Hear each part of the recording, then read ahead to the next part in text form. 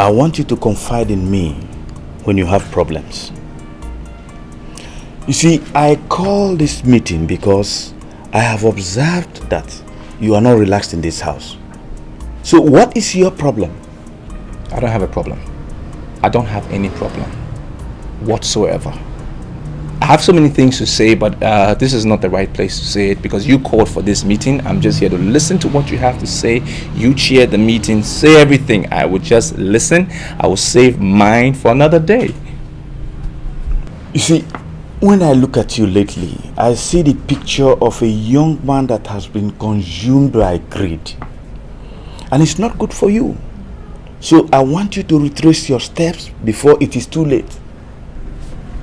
Noroka, you are nowhere close, right? Nowhere close to advise me on what to do. Because you know nothing about success. You know nothing about making it in life. So don't advise me. Let me ask you a simple question. You've been in this Onitsha for God knows how long. What do you have to show for it? Nothing, not even a plot of land. If your late brother didn't die when he died, where would we be living now? Where? Ferdinand, wait. Are you aware you are talking to our father? Huh? How can you address our father as Noroka? Anthony, the next time I speak and you cut into my sentence, my statement, it won't be good for you. No, I didn't mean to cut into your statement, but what I'm saying is that you should address our father with respect. You know what? Let me just leave both of you in this meeting. Continue in your meeting of poverty, backwardness, and standstill. Because I am a go-getter. I know what I want in life. I go out there and I get it. I know about determination and being focused. And that is where I'm going. Stay here and wallow in poverty. Look at this house. One day I will get my own house. I'll see you when I see you guys. Papa, don't worry. I'll talk to him. Don't even bother your brother. Let him wallow in his ignorance. Let me tell you something. Those who don't agree will eventually agree. And when they do, they agree better than those who agreed right from the very beginning. Yes, Chief Ibanugo is my brother, but we don't really relate like brothers, you know, like siblings. Babe, that is what I'm trying to understand. How is that possible? How can you have a millionaire in your family and you not see it? You are at the bank of a river. Why would you decide to use your saliva to wash your hands? It doesn't make sense. What are you doing with Anthony? Wait, I don't understand what you're driving at. Are you having problems with your younger brother? For the fact that you're even asking me that question, I think is an insult. Because as low as my status is, I'm even on a better level than that idiot Anthony. Yes, I am. Let's think on a big level. Think like people of your caliber, babe. This your advice is totally misleading. So you're telling me to leave your younger brother? People say it's a woman's world. I say it's a man's world. You know why? Because a man can do anything in this life and get away. Women cannot. There are certain things you do in this life and society doesn't agree. They don't like it. So what happens? A woman goes down and under till death. Do you understand what I'm trying to tell you? I do not understand because I don't know where I come in all this. What's my role to play? I don't get it. You have a millionaire in your family. That's the bottom line. You need to realize that and start to roll with people like us who are determined to make it in life, who want to succeed. Let me show you the way, babe. You don't need an idiot like Anthony who doesn't know what success is about. I know it. Let's roll. Leave this idiot because he will sink you down with him. That's all I'm trying to say. Think about it. Think about it. I'll go make some money.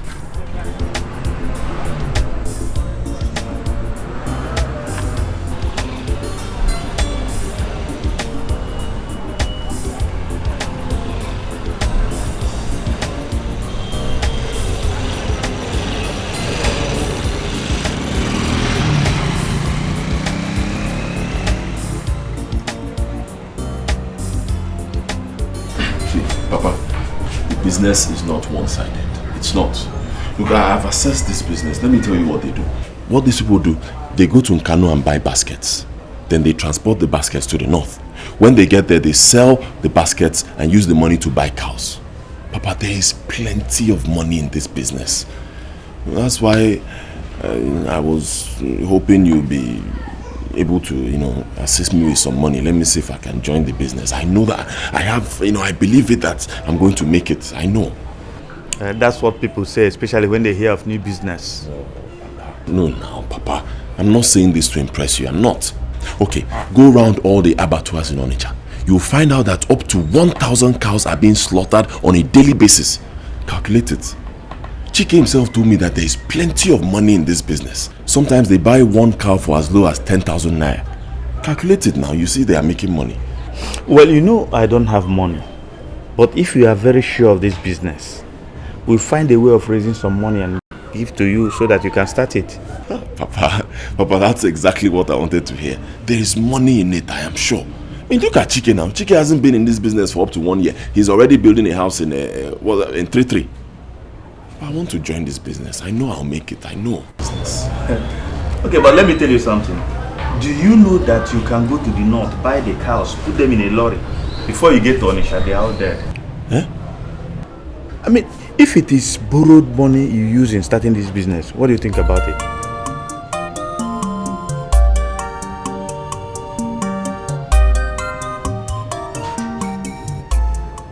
I'm very happy that you've given me audience this morning, but I must apologize for coming to you with my troubles. I've been to your office several times to meet up with you and share my problem, but unfortunately I never met you. And I know it's wrong for me to come to your house, but I'm desperate. That is why I'm here. So please forgive me, sir. Well, it's all right. You're welcome. Sit down. Thank you very much, sir. Sit down.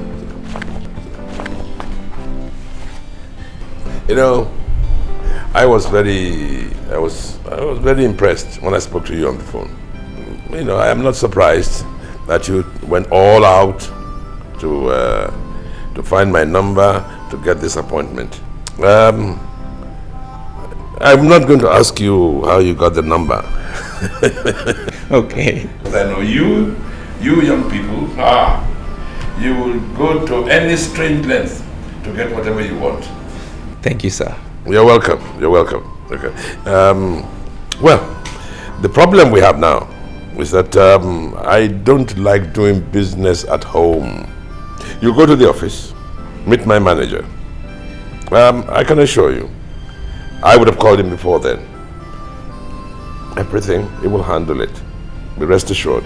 Thank you, sir. I appreciate it. But I was hoping you could handle my situation personally, because I know how managers can be sometimes. They can push you around, more especially if it is their chairman that sent you. They sort of use their position to manipulate the situation. So I really hope you could personally handle my situation. I know you used to be close to my father. I'm not sure what happened. Who told you that? Your father? Well, not directly. I saw a photograph with you and him back in the day during the war. So I just assumed that you were close to have taken a picture together. I'm just pleading, Uncle, please. So, what do you want? To cut the long story short, knowing that you don't do business in the house, I'm trying to succeed in life. It's very difficult because... Anthony, what has come over you? Gosh, I cannot believe this. Are you saying you don't have good plans for yourself? Yeah. What else do you want me to tell you now? Huh? I told you that I've already concluded plans with Chike to start importing cows from the north. What else do you want me to say? Look, if you have this money, give me. My father cannot help me because he doesn't have money, and I know. But you have to impress me with your business plans before I can assist you with money. How can you think of selling cows, going to the north to buy cows? Cows! Why don't you just think big? Think of something else. Think international. International? Is it not money they used to do international business? Where will I get the money from? Bottom line, I don't have money. And I can't start breaking my head because I want to be like other people. I don't have money. I won't kill myself. Don't you see those guys in the main market that go to Asia for business? Why don't you become friends with them? Be friendly with them. Those friends that can help you. Why must you see only Chike that trades on cows? Look, I am seeing only Chike. Only Chike because there will be no customs to seize or impound cows. The business is straightforward. And let me tell you, don't underestimate Chike. Don't just underestimate Chike. Chike is already building a house in, where is that? In 33. Yes, he's making money. Big money. God. Anthony, you know, I actually accepted to become your friend because I thought you had something upstairs. And I can tell you that I am well loaded upstairs. Well loaded. I can't start telling you lies just to impress you. I can't. Listen. Please, give me this money. If you have this money, give me and wish me well in business. Then sit back and see how well I'll do in this cow business. There's money in it too. I'm telling you, there is serious money in this cow business. At least if I don't know any other person, I know Chike. He's building a house in 33. So, there's money. Please.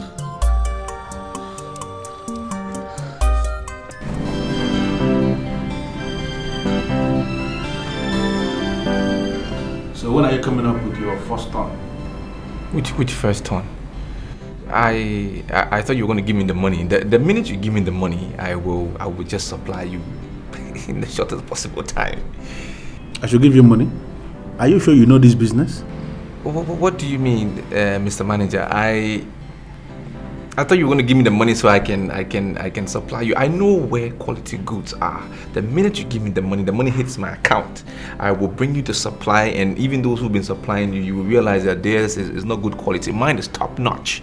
Just pay me and I supply you. Do you know I left everything I was to do?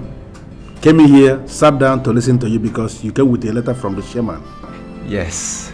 Now that I've listened to you, I can tell you authoritatively that you don't know this business, you are not ready for this business, and I'm actually thinking that you're wasting my time. What do you mean by that? Your chairman gave me this letter that I brought to you because I know my capabilities. I was able to convince him, and he was impressed with what I can do, and that's why he gave me this letter that you should do what he says. You impressed him. And that is the reason why he wrote this letter. In this letter, he said that I have to treat your case with urgency that it deserves, that I should pay you upon delivery. He never said I should give you money. He can't even say that because he knows that is not our standard. We don't operate that way. Sorry, are you saying that I should supply this big company materials and then you pay me back afterwards? Where am I going to find that kind of money from? Where am I going to get it from? With that your statement, I stand justified when I say that you don't know this business. You are not qualified to even come here in the first place. Listen to me.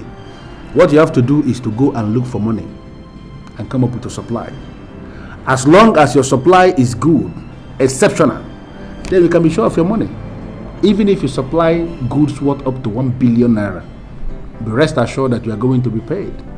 Money is not our problem here. We have excess of it. But you must make supply first, then we can pay you. Okay, if you say money is not your problem, it's the same thing whether I supply you first and you pay me back. You could equally give me the money and then I supply you. Money is not your problem. Just let me have the money and then I know where the good goods are. Ferdinand, we have a standard that we follow.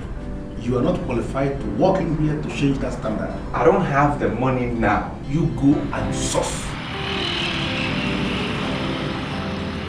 Yes. Well, have you seen the young man I sent to you? Yes, sir. Yes, sir. I have seen the young man you sent, and I have already told him what to do, sir. Try as much as possible to give him required assistance.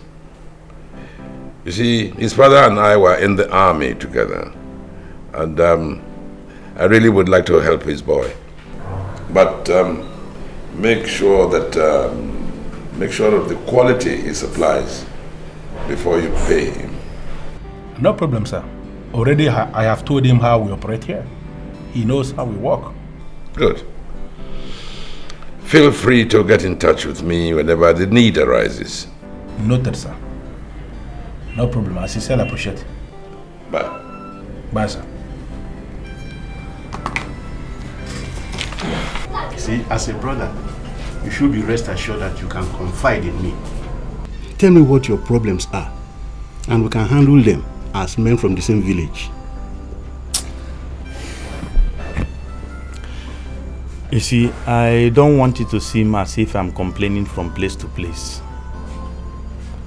The thing is that Ferdinand, my son, is turning to something else. So I want you to call him, talk to him, advise him. You are the godparent, so you really need to bring him closer, talk to him, advise him, especially when he is going astray. I was with him 3 days ago, and all he said never suggested that he was falling off track. I'm talking of somebody who lives in the same house, in fact, my son. Do you know that Ferdinand called me this morning and told me that I was not even qualified to advise him just because, according to him, I failed to own a plot of land at Onisha. So you really need to bring him, talk to him, advise him, and make him realize that money is not everything. If what you said is Ferdinand's offense, then I will tell you that he has committed no offense. He told me the same thing, and I saw reasons in what he said. Are you sure you are not the one that is encouraging him? Me encourage him? I never encourage him to say anything, but I know he's making sense. See, why must we advise young men? We led good life, but ended up being poor. So why must we encourage our children to learn from our examples? I know where Ferdinand is coming from, and it is only good that we leave children to do what their mates do in order to succeed. Okay. Let me tell you something. Please don't even call him and give him this advice. In fact, don't talk to him at all. A point must be made. Ferdinand is now a man and is thinking as one. What we need to do is encourage him. I am his godparent, and I'm happy with the position he is now maintaining.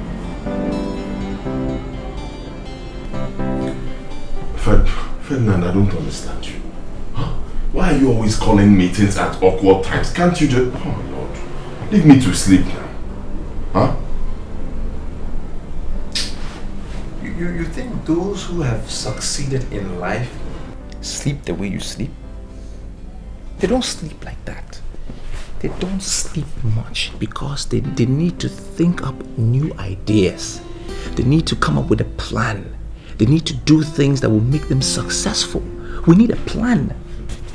Ferdinand, I don't agree with you. No, I say no.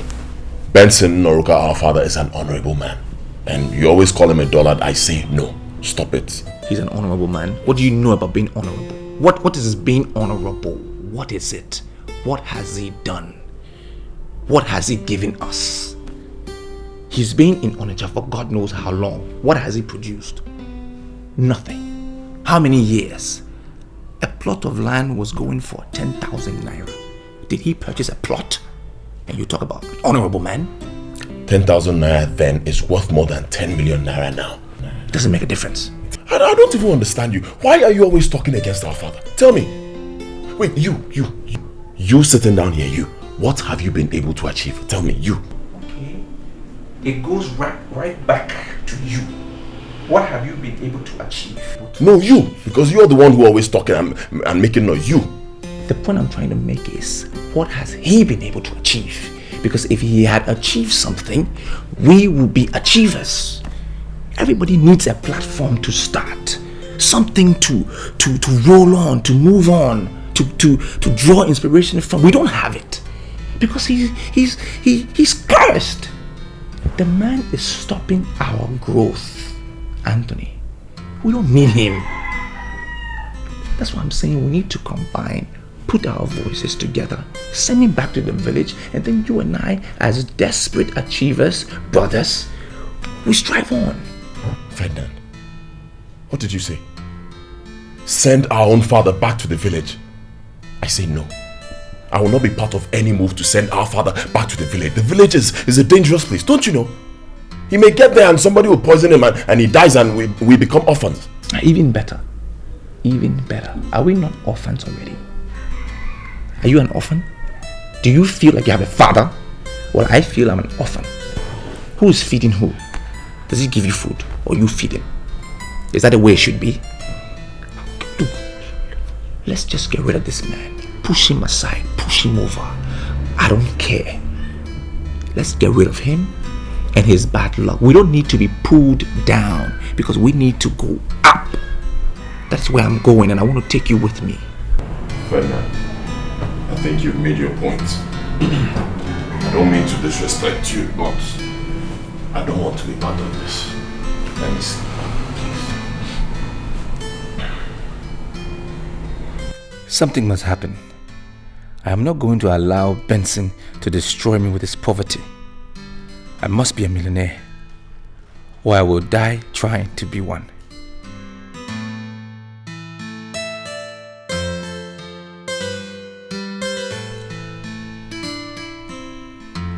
You disappoint me, Tonya. In this modern world, where men are buying cars and houses for their girls, you're settling for that pauper that sells cows. I never knew you loved meat that much. What kind of a woman are you, Seth? Helen, it's not about loving meat. Okay, I'm not just the kind of person that loves money. Money is not everything to me.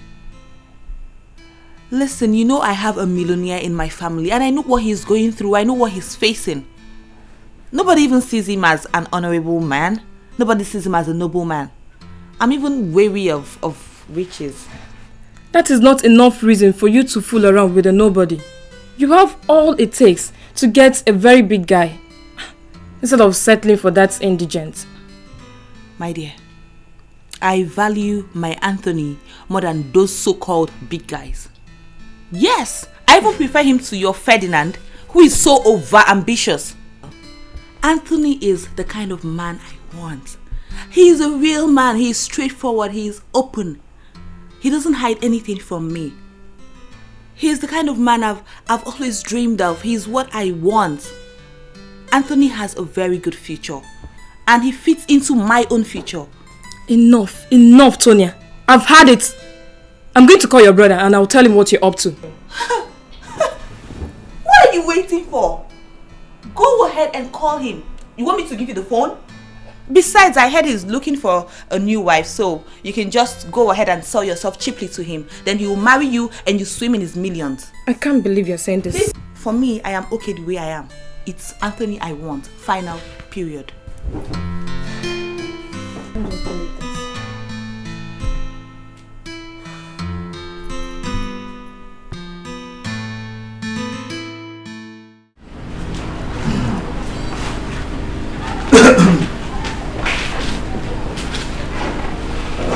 Now I can talk. What do you want? Look, old man, you've wasted my time enough. Alright? I have been thinking this thing through and I'm going to pour my heart out. If you buy a product, you buy a merchandise and you don't like it or it is not good, you can return it. It is about time we return you. Go back to your village. I propose you go back. It is time. Go back and leave us alone. Wait. Are you sure you are still alright? I am very sound. I am very correct. Now, nobody sells a goat standing one place because the stupid goat doesn't stand one place. You have to find customers. Look, this is what people do in life. They don't even identify their own potential. They don't know what is good for them. Your hidden treasure is in the village. That is where it is. I can succeed here. It doesn't mean you succeed here. Go back to your village and stay there and just leave us alone so we can stop spending money at the hospital. Deal with some herbalist. Well, I'm sorry to say this. If you continue like this, I might be forced to place a curse on you. Place a curse on me for what? It won't even work because you have no money. Anybody who has no money, the curse will never work. So I'm not even afraid. And I'm telling you that you need to go back to your village. These are the problems we have in life. People don't know where to place themselves. Their priority. Go to the village. That is where you belong. This is my time. It's my generation. I need to succeed. I need to sort myself out. You've been in Onitsha for God knows how long. What did you bring? Nothing. Return. By the time what you are planning matures, you are going to be the one that it will consume. I exempt your brother and I also exempt myself. You are digging a pit and you are going to be the one that will fall into that pit. Do you understand? Okay. My own. My own is for you to go back to the village. Go back. That's where you belong. You've wasted so many years here. Now we have nothing to show for it.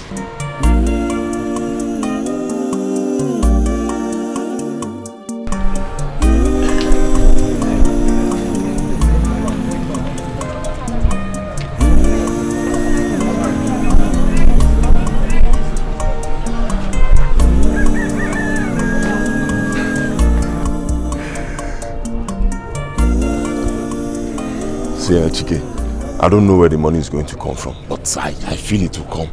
For some days now, my palm has been scratching me, so I have this strong feeling that somehow money will come. But see, Chike, I need an assurance from you that this business is not risky. Please. You see, I'm not going to tell you that this business is a very risky one, because it is very, very risky. The truth about this business is that it's very lucrative. There is money in this business. It is one business that brings excess money in 200% of gain. Are you sure? Do you understand? So, I mean, it's risky though, but it's lucrative. Chike. You're my friend now. I won't deceive you now. I know I don't have money. Somehow I know I'll find, but Chike. So, if I'm able to raise, let's say 100,000 naira initial capital, would that be enough? At least to start first. 100,000. That is a lot of money we're talking about here now. The 100,000 you're talking about can buy you 5 cows. Yes, I mean, you see, there are people in this business that are buying 20 cows today that started with just 100,000. No, Anthony, are you serious? That money you just mentioned can buy you 5 cows. You see, Anthony, in this business, there are people who are buying 20 cows today that's just started with 1. The most important thing is that you're coming into the business with the sole determination to succeed. And I'll succeed. Okay, thank God. I've taken you to the site where I'm building. Yeah, I've seen your house now. Every single penny you see me spending on that land was gotten from this business. From this business? I'm telling you, came from this business. Okay, there are even the so-called needs business. People that do the so-called needs cannot even boast of paying the house rent. I know now. I've seen your house. So I can join next week, Abi? Why? Why not? I mean, when you're ready, once you arrange this money you talk about, no problem. I'll give you all the assistance you need. I don't have the money now, but somehow it's going to come. Yeah. All those cows there, they're all yours, eh? Of course, now we shared it. Myself and one Alhaji. So once they take it, they're taking it to the abattoir now. Big boy. Don't worry, I'll give you. Explain to me over your actions and utterances. Though I told him to leave young men alone, but I called you in order to know what you said that made him angry. If I knew this is what the discussion was about, I wouldn't have even shown up. You sound as if you hate your father so much. It's not like I hate him. I don't hate him, but he's not a progressive human being. He doesn't want to move on in life. He's so stagnant, you know, and he's got this bad luck thing around him that whoever is around him as well, the bad luck attracts them, and I'm not for that. So please, if he listens to you, can you just ask him to go back to the village so that I can live my life? Listening to you leaves me with the impression that you have series of plans. Oh yes, I do. I want to know what your next plans are. I have lots of plans, countless of plans, things I want to do in life, but I can't do them simply because of him. Whatever is affecting him is now affecting me. His bad luck. I don't need him around me. I need to move on in life. So I'm just saying, talk to him so he goes to the village and then we can move on. I can get good things in this life. Both in public and in private, I've agreed with you on a lot of topics, most of which are very unpopular, but I will not agree with you over this. If you know that your father's presence is disturbing your business, then take a leave. What do you mean take a leave? Leave Onitsha and relocate to Lagos, Abuja, Kano, Calabar, Cotonou, or even Europe, like my son did. You cannot compel your father to retire to the village. Do what others do. Take a leave. Okay. You're just another negative man. Another negative old man. That's what you are. You people, you don't think about moving on in life. You think you've acquired some small thing and you are just happy with it. You just stay on that level. You don't want to aspire for bigger things. I do not want to dwell over this topic any longer. And I believe you heard what I said. If you are no longer comfortable in Onitsha, then you leave. Chicken. Anthony, I'm not within Onitsha right now. Yeah, I'm in 3-3 supervising my breeding project. Yes, no, fine. I managed to raise some money, so I am now ready for the business. Okay, the boss leaves Headbridge before noon. You need to come to my house very early. Yeah, you come early. We need to take care of the money before the long journey to Sokoto.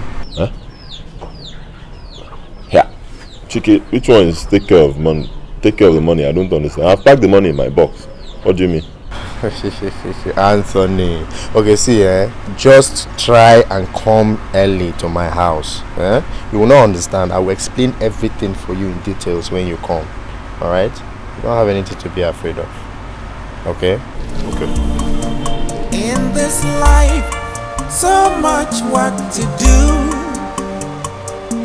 The beauty of life lies in dignity. Make you not take, say another get. Make you first to get. If you first to get. A dog will follow a pot-belly man for one of two reasons. Either the man vomits or desecrates. Whichever way, the dog stands to benefit. Chairman, that's why I'm following you. I know there are lots and lots of things that can happen that will make me gain. I mean, if I'm wanting, I stand to gain either way. You know, my boy, the first time I laid my eyes on you, I knew that you could be trusted. Thank you, Chairman. And this is why I have decided to get you onto greener pastures. Thank you, Chairman. Thank you.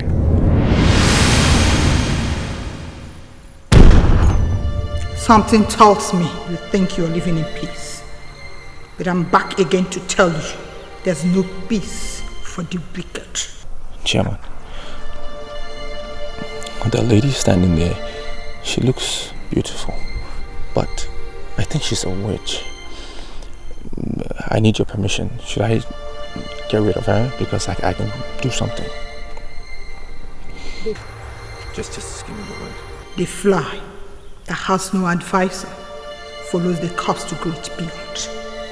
You are convinced you're near, but I tell you, you are still too far.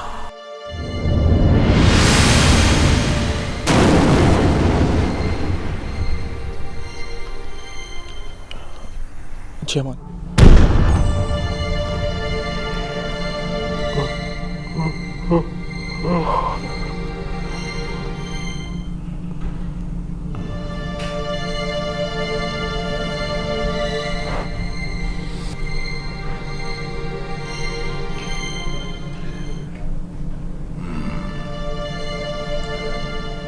I thought we had silenced the spirit of this woman.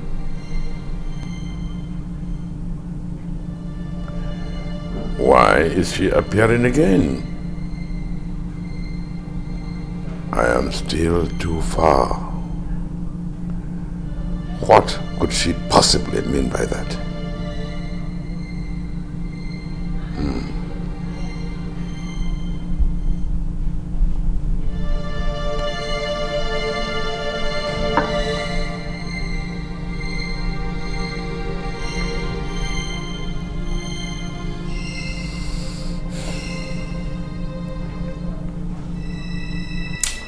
Father Lord, I am calling upon your holy name. Father, I am asking for your direction. Father in heaven, you have made it possible for me to have this money today. And tomorrow I will be embarking on this trip with Chike. Father, I call upon your holy name. I beg for your protection. Father, you said knock and it shall be opened unto you. Seek and you shall find. ask and you shall receive. Father Lord, I am calling upon your holy name.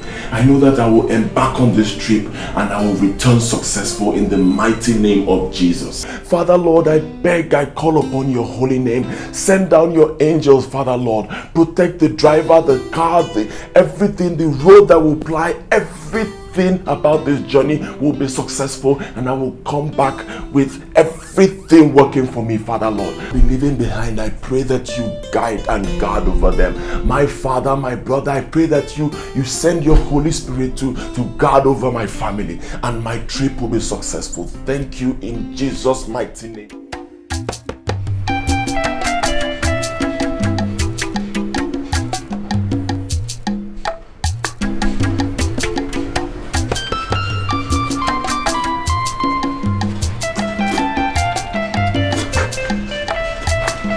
Good morning. Morning. I'm on my way. On your way to which place? Papa, I told you I'll be going with Chike to Sokoto for the cow business now. Yes, the boss leaves Head Bridge by noon. Okay, so you succeeded in raising some money? Yes, so Papa, I was able to raise something small. Let me go and try now. Okay, my son, I wish you well, eh? Well with you. Thank you, Papa. Thank you, Papa. Go in peace, eh? Okay. Bye-bye.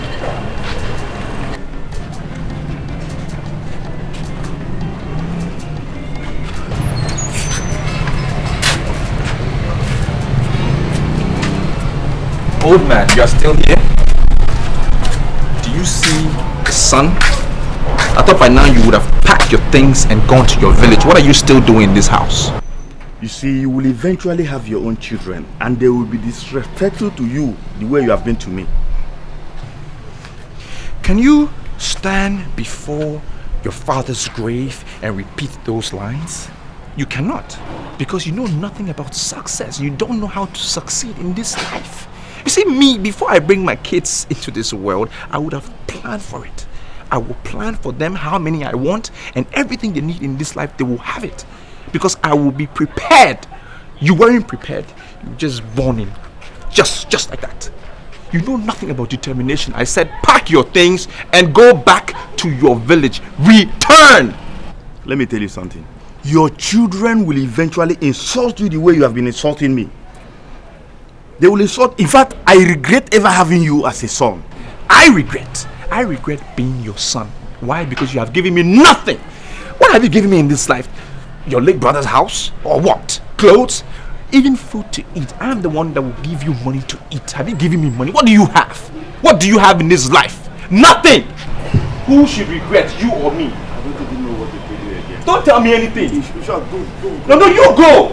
Go to the village. As you're entering the house, put it down and pack your things and go to the village. Go to you to the pump. I don't understand you. What do you mean I should go in there and take all my money and give to the Alhaji? Why? I'm asking you to give the Alhaji the money because that is the best thing. I don't understand this one. So if I take my money and give him, how will I buy the cows when we get to the north? Okay, Anthony, calm down. You see, it is no longer advisable for anybody to travel with money these days. You understand? All you need to do is give the Alhaji money here. He will give you a paper. When we get to Sokoto, the Alhaji in Sokoto there will give you the money once you present the paper to him. That's all. Just like that? Just like that. I was thinking about wasting time just for nothing here. I mean, you should have used the money to package, to ship all these baskets down to Sokoto for packaging of sweet tomatoes and for transporting down to the south and to the east. You say you don't want to try that kind of business. Now this is the business this is what I know how to do best. This is what we do. Give him the money and let us go. But let me tell you something. I will never allow you to travel with cash. Put that in your mind. But you didn't tell me before now. Did you tell me when we were in the house? Did you tell me if we get here I'll take my money and give to Alhaji? You didn't tell me now. Bring this money now.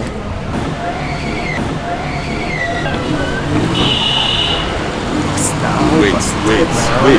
It's not my money. Wait.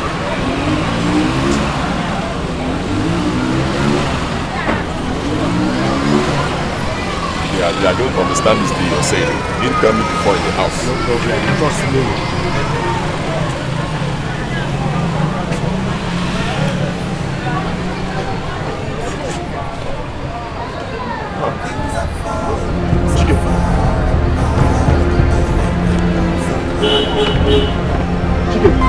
What's the problem? Hey.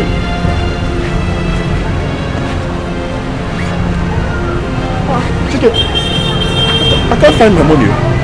What do you mean you can't find the money now? What do you mean you can't find the money? Find it now. Let's give it to this guy and start paying now. What do you mean you can't find the money? See, Anthony, if you're not ready for this business, tell me and let me get your money. What do you mean games? I put my money here and I can't. I cannot solve your problem until you tell me your problem. I know I told you that I work with the spirits in order to control other spirits, but I have not told you that I am a spirit myself. Santawa, I am beginning to have double mind about this your continuous claim of having control over spirits. You call me here to insult me? Santawa, I am not insulting you. I paid you all the money that you asked for. Now, I mean, you tell me, why, after you have assured me that you have caged completely Magdalene, why is Magdalene still appearing in my dreams? I asked you a question before and you refused to speak. Now I am asking again. What did you do with your wife? What business is it of yours? What I did with my wife? You are only an ordinary spiritualist who says that he works for other spirits. Then do the work. Face the work. And do it properly, instead of poking your nose into private affairs. Chief, you can intimidate others when you open your eyes, but you cannot intimidate me. If you want me to cage that woman and stop her from appearing again, then you must tell me what you did with your wife. You must!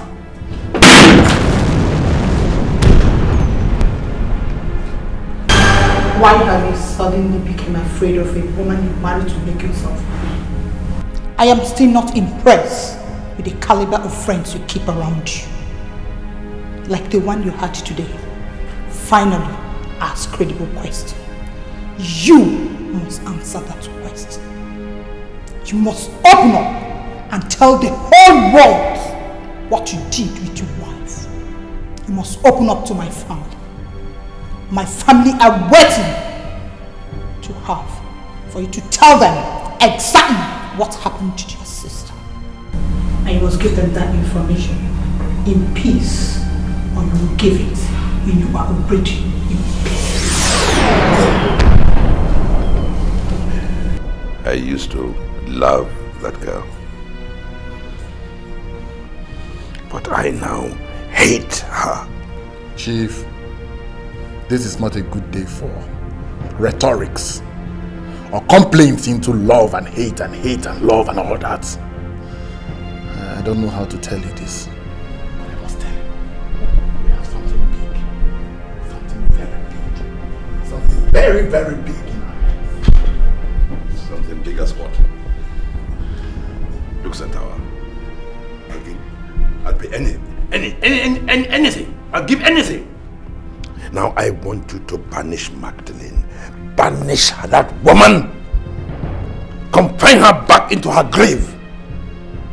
And send her sealed forever into the golden casket I ordered from Canada for $100,000. Chief, that you buried her with expensive stones instead of ordinary sand is of no use to me. You must tell me. You must! You must tell me what you did with that woman. You must! You must! You must tell me what you did with your wife. You must. You must.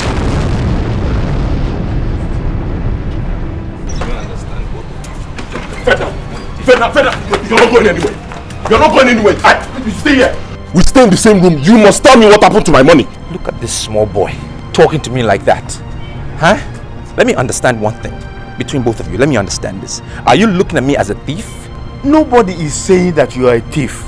What he's saying is that both of you live in the same room together, and it is only natural that you should ask you whether you saw his money. And I'm saying I didn't see the money. I didn't see it. Why are you asking me? So what happened to the money? Look, if anybody should be stealing somebody's money, it's you guys. If there's any money in this house, it's in my pocket. Why would I want to take your money? Do you have money? There's no money in this house of laggards. Now listen to me. If I want to steal money from someone, it will not be from this brat. Fine. Call me a brat. I accept. If you want to kill me. But here, you're not going anywhere. You must tell me what happened to my money, because I put that money in my box and it cannot develop wings and fly. It's not possible. If you think your money didn't develop wings and flew away, then maybe you should ask this old man. Ask him. We are 3 in the house. Pose the question to him. No, wait, Ferdinand. Are you implying that I opened his bag and stole his money? Are you implying that I opened his bag and stole his money? Do I look like a thief to you? Oh, you getting angry now because I've roped you in the situation? Am I the only one in this house? Anybody has money in this house is me. What is wrong with both of you? I give you money to eat. Do you? Figure your thing out and leave me out of this. Come, my son. Come. Wait, let me tell you. Don't cry like those who don't have hope. God knows the best. He knows why this thing happened. Maybe he doesn't want you to go into the cow business.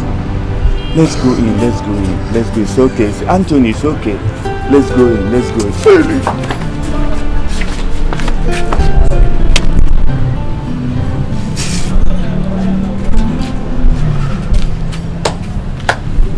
I want to know everything about this man who lured you into using your wife for money-making rituals. Well, I don't know much about him. I know he's not from this country, and but honestly, I cannot tell you his country of origin. What I do know, or can remember, is the fact that we met at the airport.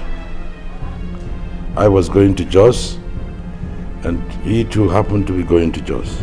We got talking, got on the aircraft, and as it happened, his seat was next to mine. So we continued discussing. By the time we landed, we decided we wanted to continue the relationship. We exchanged telephones. He invited me to Calabar, where he lived, and I went, and took me to so many places. I didn't know he was testing my determination. Anyway, the climax of it was that I was asked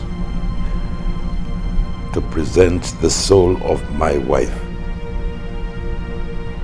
And that was exactly what I did. I gave them her soul. How did you do it? They gave me a towel. But it wasn't dripping. They gave it to me, and it was dry, bone dry. However, they asked me to place it on her face when she was asleep.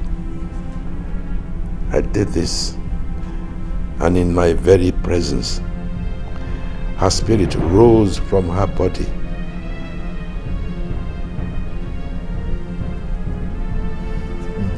And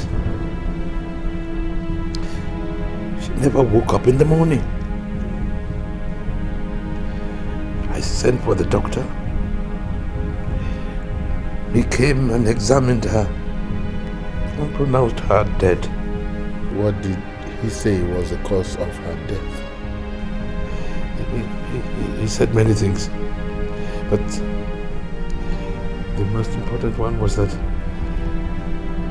her heart enlarged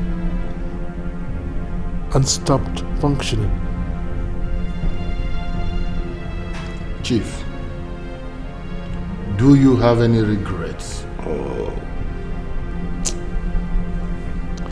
They took the towel from me. They took it away. Oh, I read many books on esoteric philosophy and metaphysical prisms. If I could lay my hands on the towel, I would spread it on her grave and she would stop appearing. Chief, I don't want us to go into the number of books you have read or you have not read. Let me tell you, in the occultic, 1 + 1 is not always 2. Different masters have different cosmic approaches. What may make one master happy could trigger up the beast in another one. But let me ask you, is there something they said you should not do that you did, or something you were asked to do that you did not do? They asked me never to see another corpse after my wife's corpse. And for years, everything worked. I was making money. Everything I touched became gold. You know, bank managers were falling over themselves for the accounts of my companies. Oh, everything was fine. And until I lost my child, and the body was brought home, my only child.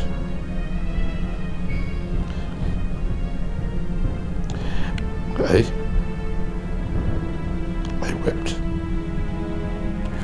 Oh, how I wept. I wept so bitterly before the cops. And it was after that Magdalene, his mother, began to appear. How do I meet this foreigner who lured you into the occultic? I honestly don't know. He no longer lives in Calabar, and we only meet every 21 months at our meetings. Honestly, I don't know. I need to get to that meeting. There are things only him can tell me. Santawa, there has to be another way. I mean, we cannot wait to cross-examine this man. We cannot wait another 14 months before we see him and go through all this agony. Please, there has to be another way. I'm sorry, madam. Don't see this as if I'm being disrespectful, but the courtesy demands that when you are ushered into an office, you sit down and introduce yourself. Do you actually want to tell me you don't know? Sincerely, as in honestly, I don't know you. I'm sorry if I ought to know you, but I doubt if I have ever seen anyone like you anywhere before. Make this easy for me, please. Who are you? Chief Ibanugo employed you after the first manager left, is that? And you didn't bother to find out why the former manager left this big company to manage a small hotel. Madam, I didn't bother to ask such a question because I am a professional manager. As a point of fact, I am a senior research fellow with the Nigerian Institute of Professional Managers. I have a duty, and that is to turn companies around. I don't have to bother myself with the reason why somebody left the place. That's not my business. I am here running this company, and I'm doing it to the very best of my ability, if you understand what I mean. Your chairman has not been coming to work. Do you know why? Very simple. He realized that he has a competent manager who is managing the company, and he decided on his own to stay back in his house and monitor events via telephone, email, and other communication means. I don't know. You have not told me who you are. Why all these questions? There's a towel I gave to him. He has used it for so long. I don't know why he has refused to return it. I want the towel back. Madam, are you sure you know the person you gave your towel? Yes. I gave my towel to Chief Ibanugo, the managing director of this company. Just tell him that Magdalene came to your office asking for the towel. Madam, please, madam, wait. I don't understand what you mean. Can you break it down for me? You wouldn't make me to believe you are naive. Or don't you want to deliver my message? Yeah, madam, please. That's not the point. The issue here is that your mission is a known issue. I cannot discuss this very visit of yours with my boss. Yes, I believe, because I know you cannot lie. My boss may have borrowed your towel, but I can tell you confidently that he must have forgotten about it. So tell me the cost of this your towel and I'm going to pay you back. We cannot take this kind of trivial matter to the MD. You know what I'm talking about? Towel. Do you think you can pay for the towel? Madam, as long as you are sure that it was a mere towel that you gave my boss, then I can pay for it. Looking at you, I know you don't go for any towel. It must be designer towel. So you tell me the name of the designer of this your towel and I'm going to place an order for their latest design, their highest grade. It can be delivered in 2 days. Good. Don't you ever try to join yourself to something that doesn't concern you. Tell Chief Ibanugo that Madam Magdalene came to your office asking of the towel. Don't you ever fail to deliver my message. Thank you.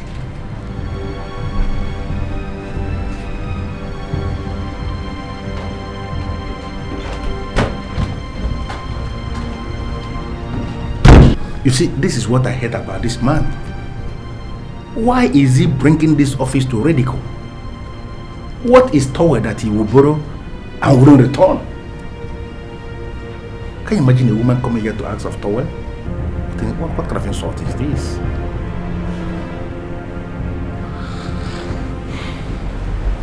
Anyway, I'm surprised that you and Anthony are the same parents. So if you don't seem to be in the same frame of thought.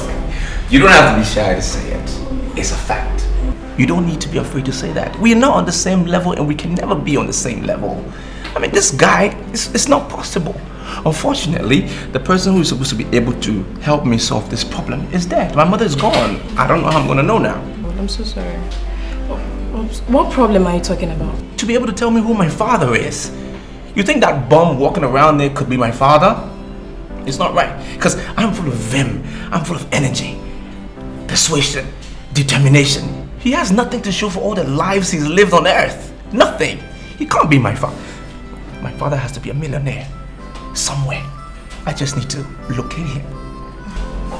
I'm so sorry, Ferdinand. But don't you think you're making irresponsible and reckless statements here? I mean, you're indirectly calling your mother a flirt. And that is unacceptable to me. You don't speak evil of the dead. I am looking at it from a different angle. Okay, my mother was a very beautiful woman. And there is no way that she could have married that man. I don't know what he could have told her to make her marry him. I mean, he has nothing to show, and ugly at that. He's a bum. It's not possible. I really don't know what he said to get her to marry him. I don't know. You know what, Ferdinand? I'm no more enjoying this discussion. Just drink up. I want to go home right now. Wait, Helen. That's not what we agreed. We didn't say that you were going to go home. We agreed to come here, have some drinks, and then we'll check in the hotel room, remember? That's why I'm spending all this money. I'm not going to spend this money for nothing. We will go to the room. If I should go into this room with you, yeah, what can you do? I can do everything. Come on, don't be a child. We all know what happens in a hotel room when a man and a woman goes into a hotel room alone. That's what happens. Grow up. Huh? Chief, the only way we can end this cycle of appearance is to give her a man. She needs a man, and we must give her a man. Magdalene has never been a flirt. What do you mean by give her a man? Oh, I'm going to use the extraterrestrial power of Bermuda Triangle. She needs a man, a young man, strong, virile.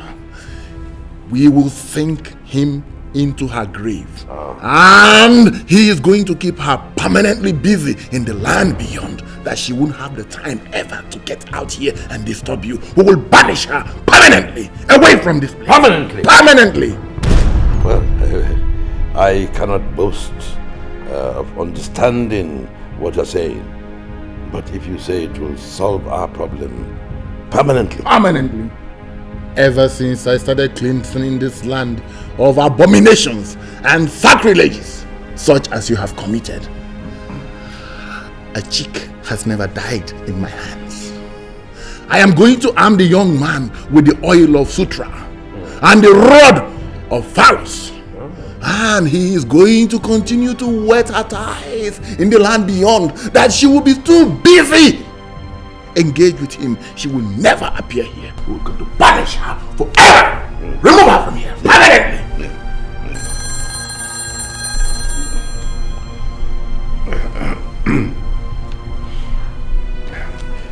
Yeah. I'm sorry to disturb you, sir, but something came up. Something like what? Sir, one Madam Magdalene came to the office. She came to ask of a particular towel that she alleged she gave you, that you have used for only God knows for how long. Are you sure of what you're saying? Sir, I am very sure of what I'm saying. Very, very sure. I asked her to tell me the price of this towel so I can pay her off, because I never wanted to disturb you with such nonsense. But the lady said that I shouldn't bother myself with something that doesn't concern me. That's why I'm calling you, sir. Apart from the towel, did she say anything else? Yes. She wanted to know if I asked the reason why the former manager left. But I told her that I'm a professional manager. I don't have any business asking why people left. I told her that I'm the person that is running this company now, and that I am doing well to the best of my ability. That's what I told her, sir. Did she come alone? I need to verify that from the security, whether she entered the company alone, but I know she came into my office alone. Now I want you to listen to me. I don't want that lady around that company again, ever. If she ever finds her way into your office, do not entertain her. Is that clear? Noted, sir. But sir, I want to get something from you. Don't be offended. Are you keeping her towel as she alleged, sir? Look, you have been employed as a manager. I will appreciate it if you concentrate on that job. I don't want to see that woman in the company again. It is me she has come to see, and I can deal with her. Okay, sir. Dad, this man is not well. But he's towel now. Is anything the problem? Santawa, we need that young man, and we need him urgently. Magdalene has paid my new manager a visit. I have told you what we must do. We need that young man fast, and then we can sit down here and solve the problem. Banish her! Completely! Banish! Banish her! Permanently! Permanently! Whether it is Indian hemp, Canadian hemp, American hemp, English hemp, French hemp, Nigerian hemp, whatever nonsense hemp is not good for you. Now, why are you parading yourself as a security officer in this company and you're smoking hemp? Why? Fiakwa, manager, why should I smoke something that have been banned? Eh? I'm a good security man. Then you prove it. And there is only one way for you to prove it. Who cleared that lady that came into my office a couple of minutes ago? She was the very first visitor I have this morning. And ever since she left, no other person has entered this office. Her name is Madam Magdalene, according to her. Who cleared her? Madam Magdalene. Manager, maybe you don't believe me. Oh. Since morning, I've been standing at that gate. Since! Looking with my 2 eyes. I did not see any lady come to visit this office today. But nobody. Security. Sir. Do you think I'm a fool or something? No, sir. You don't think so? Now listen. The lady I'm telling you about sat here, right on this chair. She walked through that door. She wore a tag that actually proved to me that she was cleared from the gate. I am asking you as the chief security officer of this company, who cleared that lady when she came through the gate? Manager, maybe you are the one that smoked the hemp. I beg your pardon? No, sir. Sorry, sir. Should I bring the register so that you can cross-check by yourself? We did not issue or assign any lady with tag today at all. No, sir. Yeah, I got it. I remember the tag number she wore. As I'm seeing you now, I'm seeing her. I'm looking at the tag. 666. Blood of Jesus. That's the tag number. Who gave her that tag? Security man. Who gave her the tag? Manager, maybe you are mistaking this place to be the former company you are working with. Huh? Are you out of your mind? No, how dare you ask me such nonsense? I said, who cleared that lady? Sir, manager, that tag number 666 is Antichrist number. No? Eh? We cannot issue such number from this company. It is not from this company, sir. Our number ends in 070, MTN. And it's not even up to 100, not to talk of 666. Hey, I did not see any lady with that Antichrist tag. Be it tall or small or dwarf, green, yellow. I did not see with my eyes. And the tag is not, we did not give any tag in this company. Security man, I can see you are doing everything humanly possible to smuggle in religion into this very simple discussion we are holding here. Then look at me. This place is not a church. Sir. It's my office. Yes. There is no Bible here.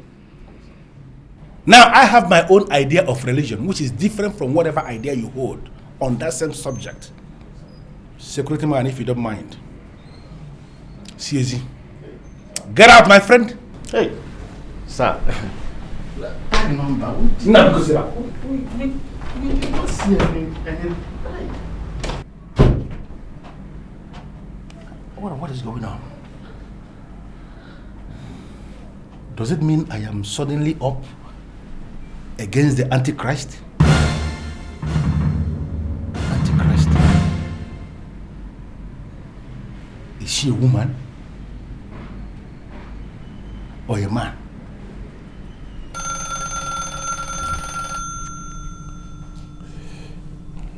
Yes, what is it? Sir, that Madam Magdalene is a form of spirit. And why do you think she's a form of spirit?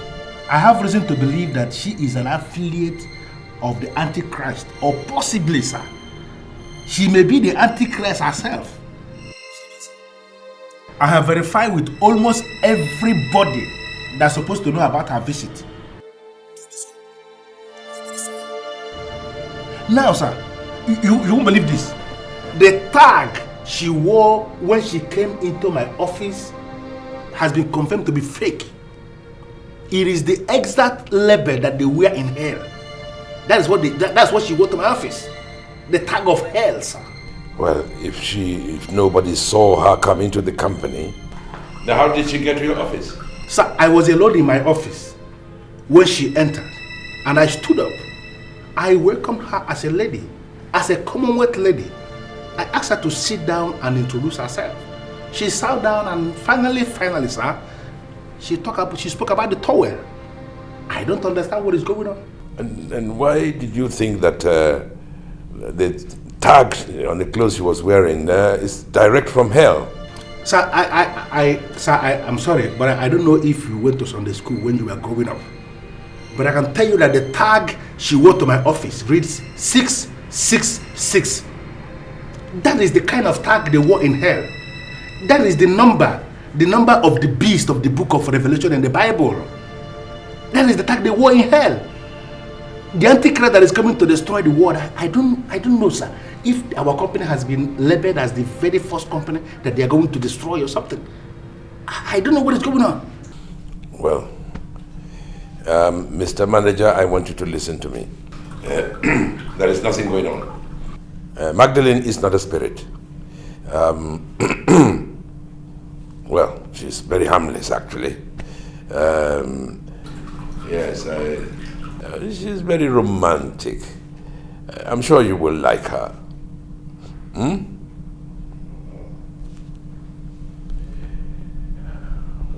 Shaman, are you sure that this lady is romantic? Don't pull my leg. I get this lady and she's nonsense. You will like her.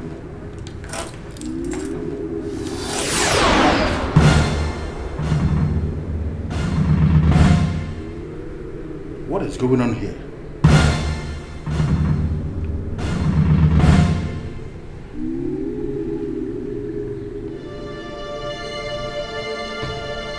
Things are falling so far apart, like I'm losing now.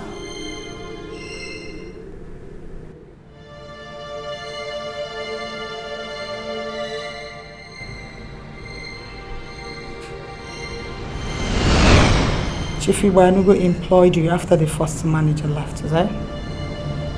And you didn't bother to find out why the former manager left this big company to manage a small hotel. I am the son of my father and I refuse to be intimidated. I am not Antichrist. I don't know Antichrist. I don't know why materials of Antichrist will be flying around my office. You don't know me. I don't know you.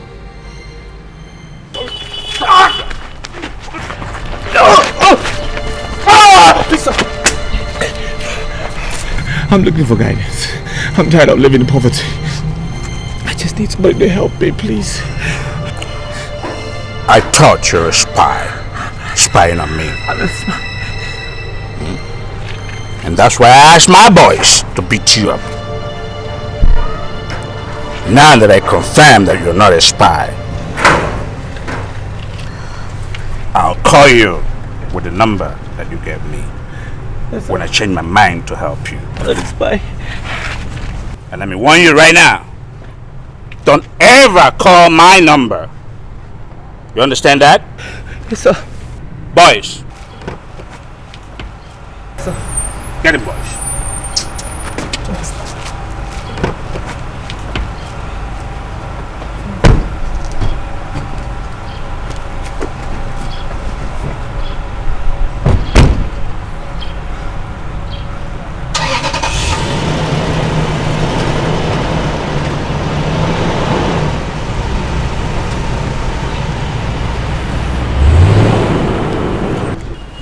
As humans, we are prone to mistakes. I'm holding it as a huge mistake on your part for accusing Ferdinand a thief. See, Uncle, I'm not accusing him for nothing. Ferdinand and I stay in the same room. So if my money gets missing, who else will I suspect if not him? Yeah. This is natural, but not in all cases. Are you 100% sure that Ferdinand took your money? Can you stand before a deadly shrine and swear with your life that it was Ferdinand who took your money? No, wait, what are you insinuating? That Anthony doesn't know where he kept his money? Or that I in Noroka stole it? I haven't said that. I'm saying that Anthony must be sure that it was Ferdinand who stole the money. Because when the leg goes astray, it can be retraced. But with any pronouncement, it enters into bone marrow and can be referred to years after. Only two of them stay in that room. There is no way money will miss without Ferdinand knowing about it. I haven't known Ferdinand to be a thief. Anthony just told us that he put the bag in Chike's room and then entered his toilet to use himself. Can we now say with every degree of certainty that it wasn't Chike who stole the money? I mean, why are you accusing your brother of stealing all your money? Please, I want this accusation stopped before it tears your family apart. Uncle, wait. Are you trying to say that it might be Chike that stole my money? I haven't said that either. But if the police are involved in this matter, Chike will be tortured more than Ferdinand. Because from the evidence within us now, he is the number one suspect.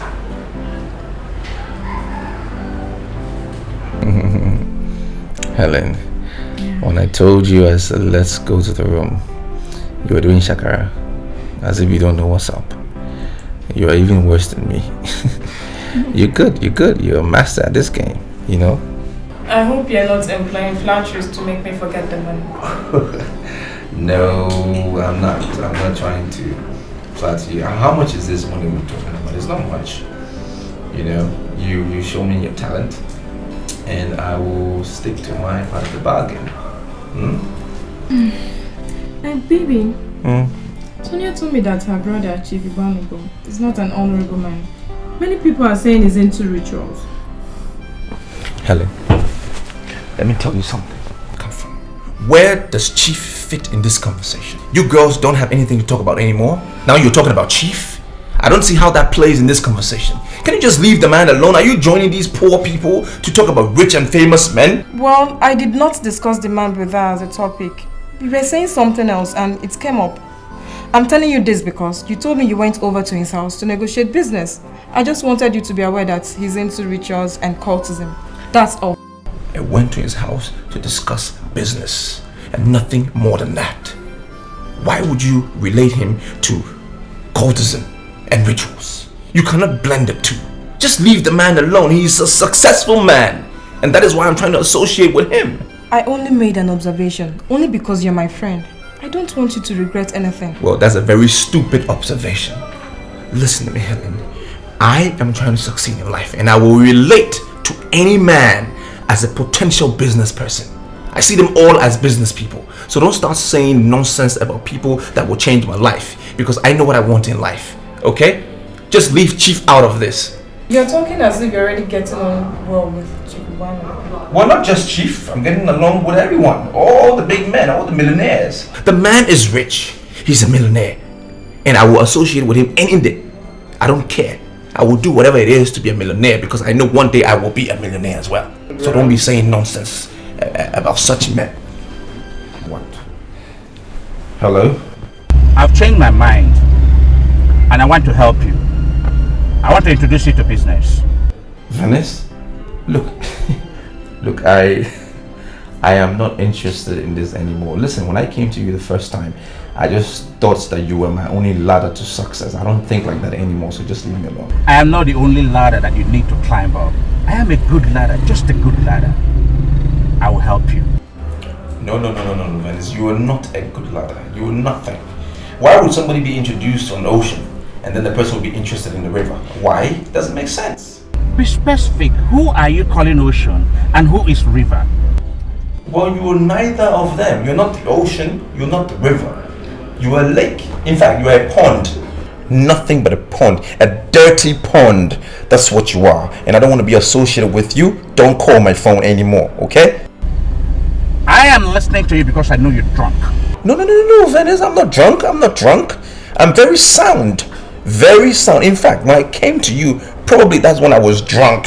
Because I didn't know my left from my right. Now I know what life is about. I know who to see and what to do. So I'm very sound right now. Okay? You know what I just confirmed? You are an imbecile, a total moronic asshole. You are the imbecile. Nonsense. Idiots. I'm not so impressed with the level of hostility you're showing your friends. Helen, I don't know what is wrong with you. Have I introduced anybody to you as my friend? Did I say, look, hey, please meet Mr. Friend? Have I introduced anyone to you as a friend? There's a lot of things about life maybe you don't know. I've learned the hard way. Okay, I went to these idiots to help me out, and do you know what they did to me at the point? They beat me up. But I'm still standing today. I still survived. And now I know what life is about. I know who to see and what to do. So don't even talk to me about friends. If you want friends, you can keep your friends. We started on a very good note. Why do you want to spoil things? Don't talk about Chief again. Chief is a good man. Vincent, you worked in that company before you came here to be manager of this hotel. And I know you know certain things. That's why I'm here. Well, Larry, it depends on what you mean by certain things. I will resolve in my heart never to discuss that company with anybody. But Vincent, I am not just anybody. I am the manager of that company now. And I took over from you. I want to know the reason why you left. Must I tell you why I left? I met the company in shambles. Did all within my powers to revive it. It wasn't working. I did the honorable thing, walked away. And for the records, I left on my own. Yeah, of course. I know you left on your own. Even in the company, we have records. Verifiable records that show that you were doing excellently well as the manager. I came here to know the reason why you left that company to come and be manager here in this hotel. Mr. Larry, there are certain questions you don't ask a man. But I must say that the decision to leave that company was personal, and I intend to let it remain so. Okay. Vincent, do you know any lady called Madam Magdalene? Is she already working in the company now? That means you know her. It simply means you know her. Well, I've seen the name. I haven't met her in person though. May I know where you saw the name? Larry, why do you ask so much questions? If you're sick of the company, simply quit. You have the qualification and experience to get yourself a better job anywhere else. Of course, I know that I have the qualifications to get myself a better job somewhere. I know. I agree with you. But I have a job that I'm doing now, and I'm doing this job to the very best of my ability. You worked in that company before me, and I came here. Why did you leave? Mr. Larry, if you must know, I left that company because all of my laudable effort to revive it were only seen on paper. None, not even one, was translated into physical success. The height of it was that one morning, I got to my office and met a very strange letter waiting for me right on my desk.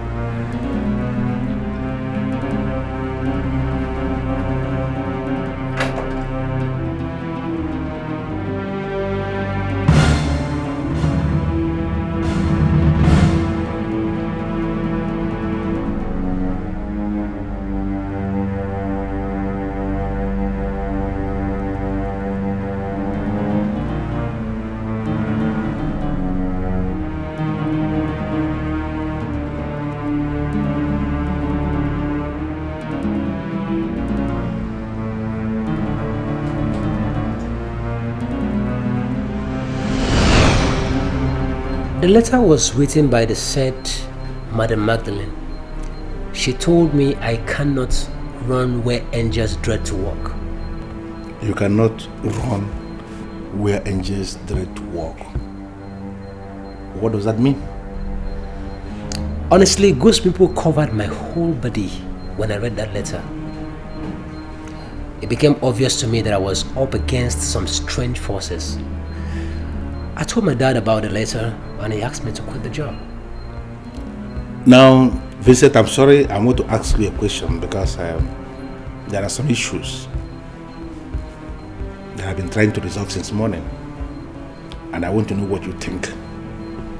Vincent, do you believe in the existence of the Antichrist? Well, I think the right question should be, don't you believe in the existence of the Antichrist? You see what I'm talking about?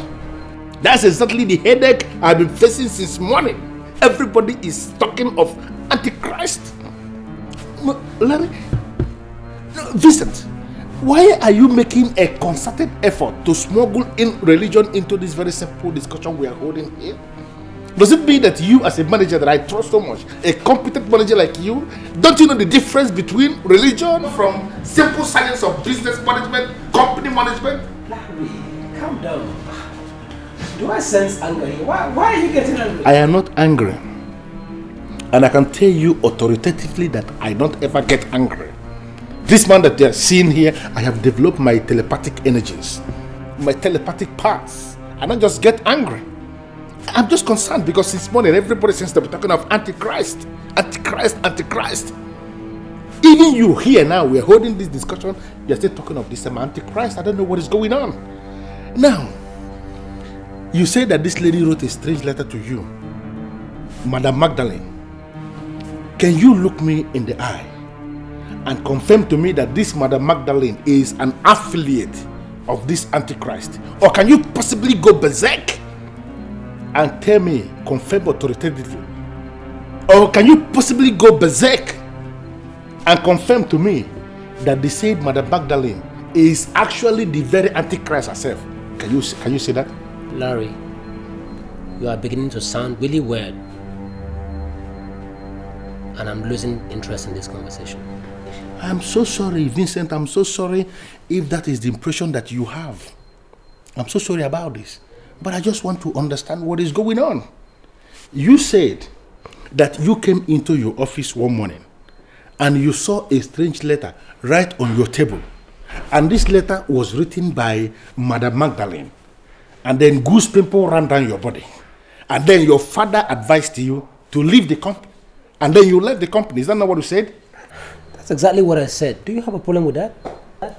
I don't have any problem, but you have to do me a favor as a colleague and as a friend. Go to wherever you kept that letter and bring it. I want to read the letter myself. Man, I don't understand you. How could I possibly file a letter my dad confirmed to be evil? What's wrong with you, man? Your father is not here. But automatically you have made your father to be part of this meeting.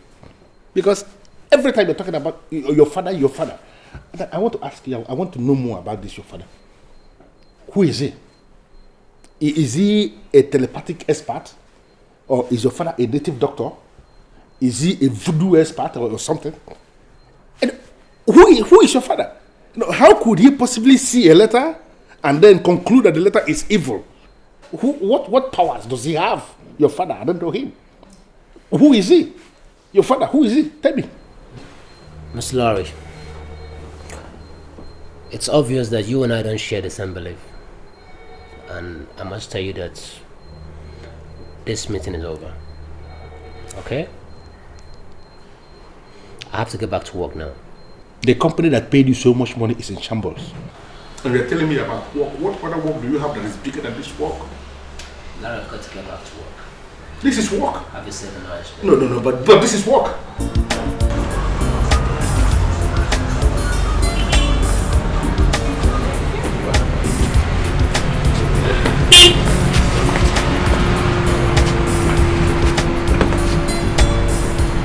Okay, Chairman.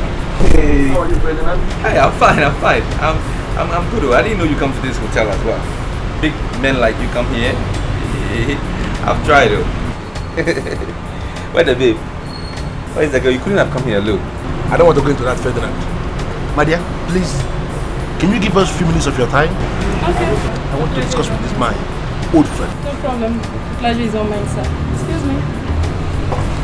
You don't get choice, eh?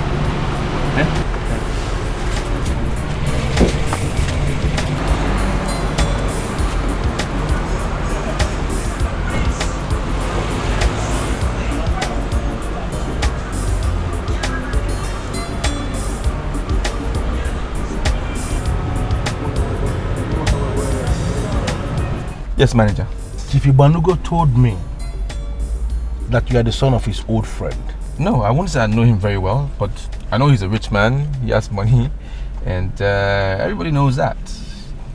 But if something else you need to know about him, you can ask me. I will give you the information for a fee.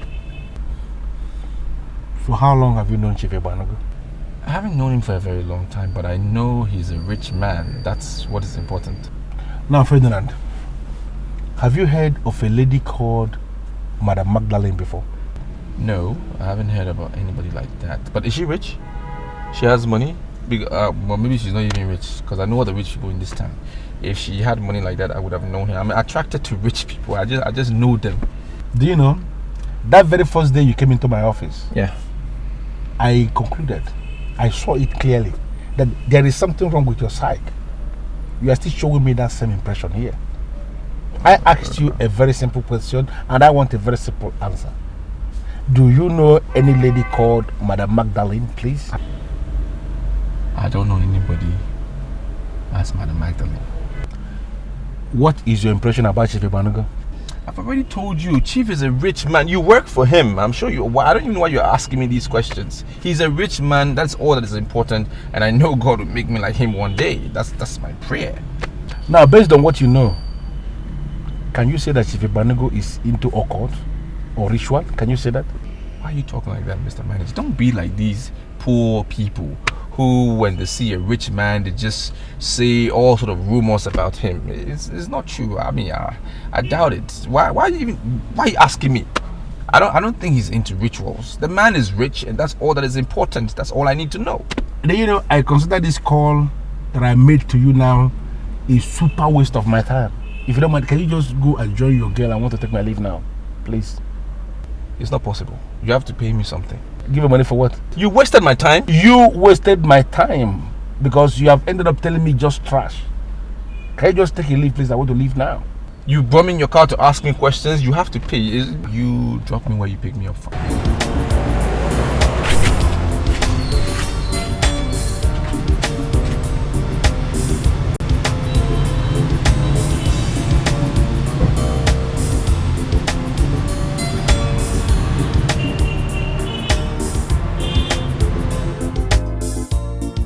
I gave you all the money I saved over the years, and you promised me you were traveling. So what are you still doing in Onitsha?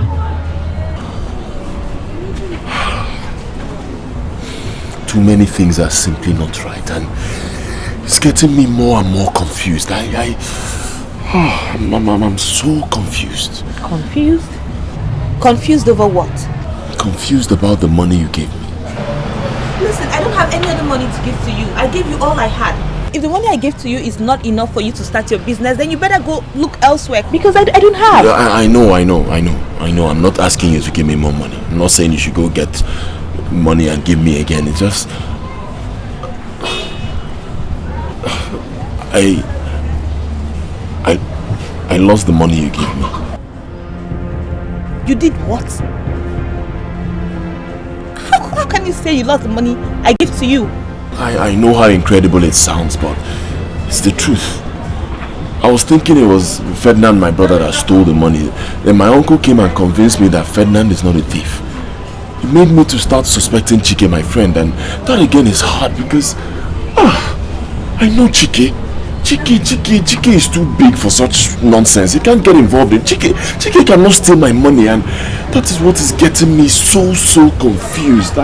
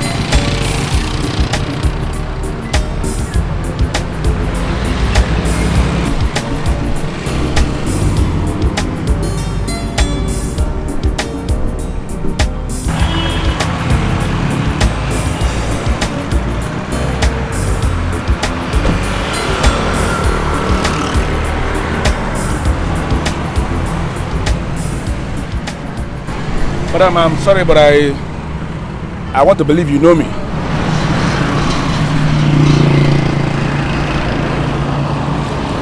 the father read the letter and advised her to leave the company? Is it because you don't have a father that you are running from pillar to post looking for the Antichrist? Let me ask you, do you have what it takes to stand before the man that constituted himself the enemy of Christ? Madam, I sincerely can't remember telling you that I don't have a father. And for you to know that I don't have a father, it means you are not an ordinary woman. I can see that. But please, tell me the truth. Are you an affiliate of the Antichrist? Or possibly, are you the Antichrist in flesh and blood? Only fools make efforts on the efforts made by others. You cannot be smarter than the angels. By the way, who are you to succeed where angels failed? Wait. Are you the angel that failed, or are you the very authority that is forcing angels to fail? Are you? I'm very impressed by your zeal and your exuberance. Thank you. But I will advise you, open your eyes and see, before it becomes too late for you to see again. But my boss told me something when I told him that you came visiting. He said that you are an expert when it comes to romance. And looking at you as you stand here now, I can see the reality of that statement. Because you look like the very romance in flesh and blood. Look at your eyes, looking so sexy. You know, looking so honey. I am equally an expert in romance. And there are several things I can do when the doors are closed. You know what I'm talking about? Could you please give me your telephone number? You know, the sun is much. We can't say much here. But if I have your number, there are lovely things I'm going to tell you over the telephone concerning love. You know, love. Love and hatred has a very tiny line in between them. Get to know the true color of the line.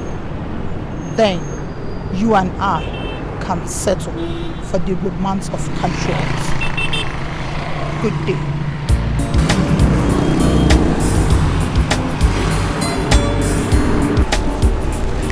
This is one experience I want to have.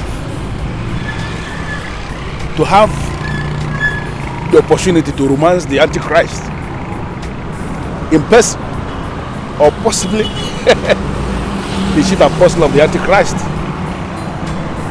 Antichrist is a woman or a man, whatever.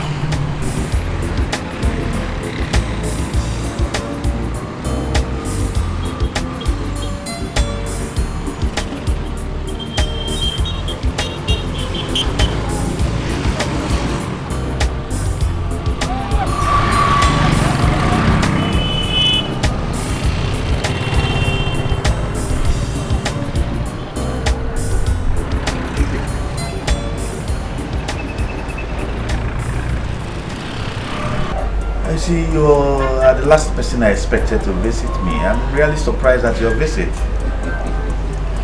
And why should you be surprised at my visit?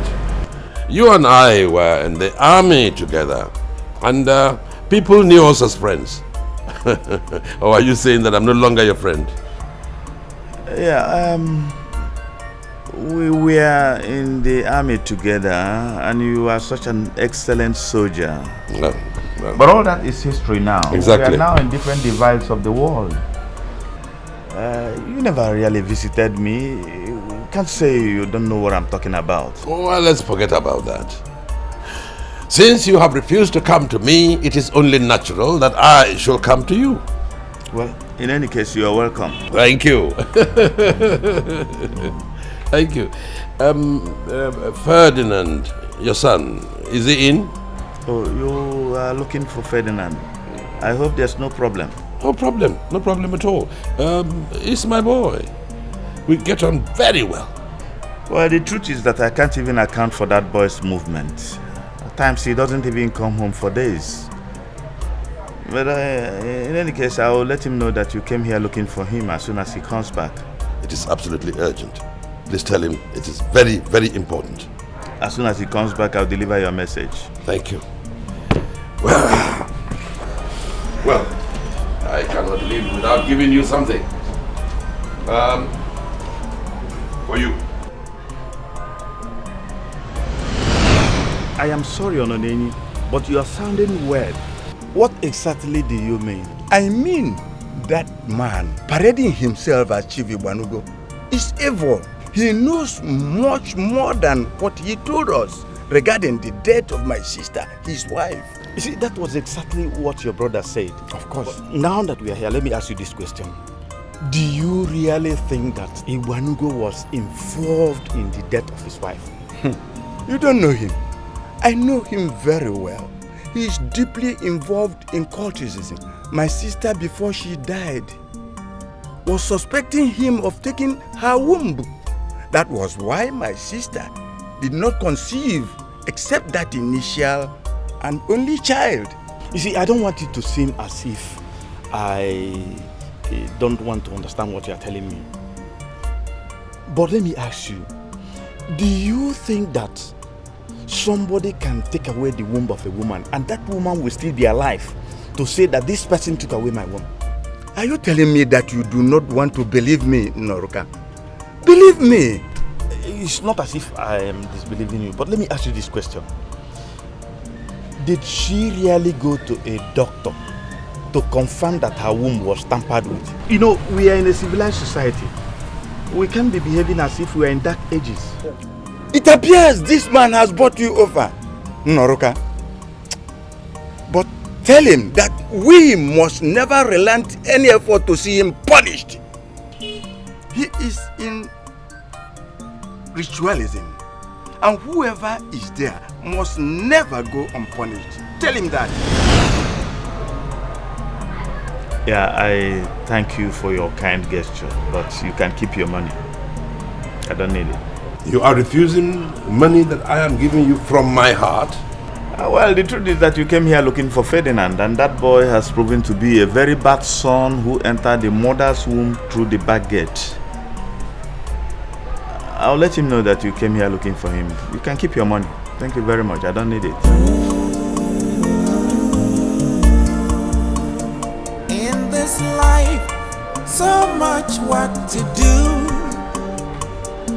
The beauty of life lies in dignity. Make you not take, say another get. Make you first to get.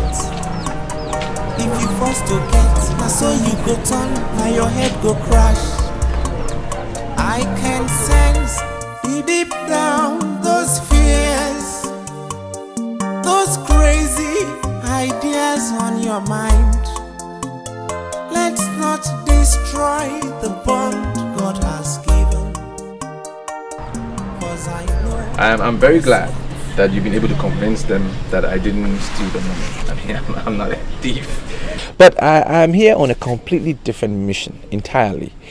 Can you help me by telling me what you know about Chief Igbanugo? Chief Igbanugo is not a good man and can hardly be your role model. Why do you ask? Okay, sir, in plain words, straightforward answer. Is he into rituals or not? That's exactly what I'm telling you. His in-laws did not take part in his wife's burial. There was a general belief that he used the wife for ritual. My good friend, Mr. Nunei, told me that he first took her womb. Then later he took her heart. See, they cannot assume this if they weren't suspecting anything.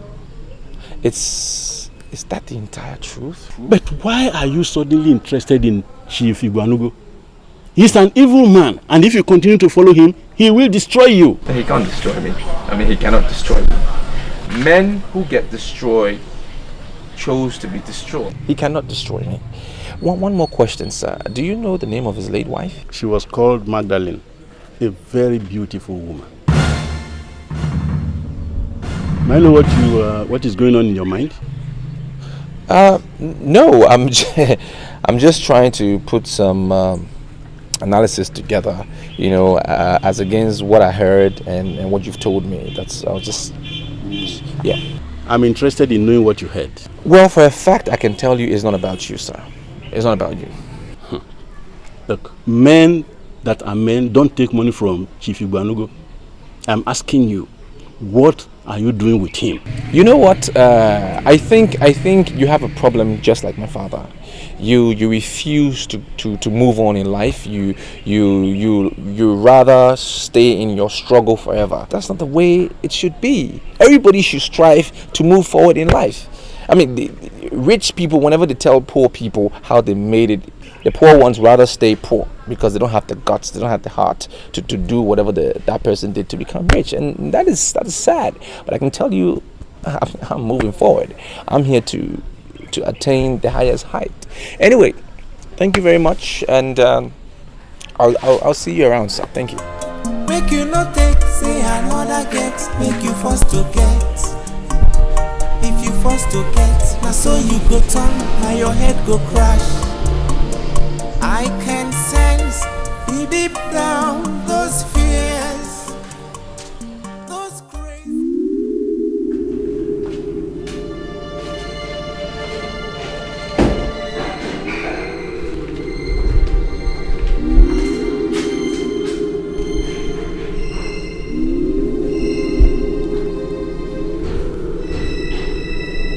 I still remember the lovely things you told me the first time you came to me. You promised to love me.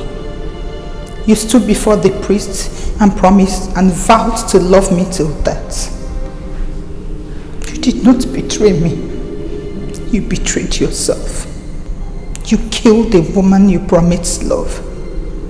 This world is vanity. And you, Chief Igbanugo, are in the center of vanity.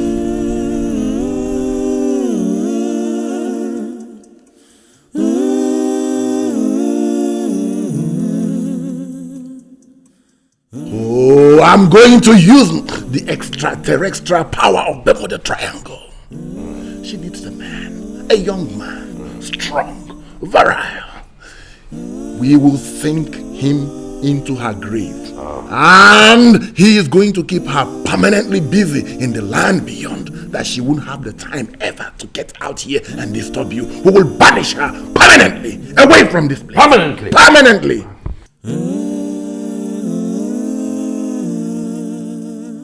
In this life, so much work to do. The beauty of life lies in dignity. Make you not take, say another get, make you forced to. I cannot say that I know much about rituals and spirits. But if I may advise you, with what is happening now, leave that company. Huh? Uncle, why are you saying this? Why are you repeating what everybody is saying? Uncle, this company is a company that I met on the verge of collapse. The company was about to die. And I was able to revive this company. As we speak now, the company is beginning to gather momentum. The company is picking up. Why are you asking me to leave when you know that it is not professional for me to leave? I am a professional manager, Uncle. Professional managers do not leave a company anyhow. There must be a reason, and there is no reason for me to leave. Why are you asking me to leave when I'm doing well, Uncle? I am talking to you as an elder. Yes, I know. What I see sitting in my living room here as also Abateli Bife, you cannot see. Even if you climb a tall tree.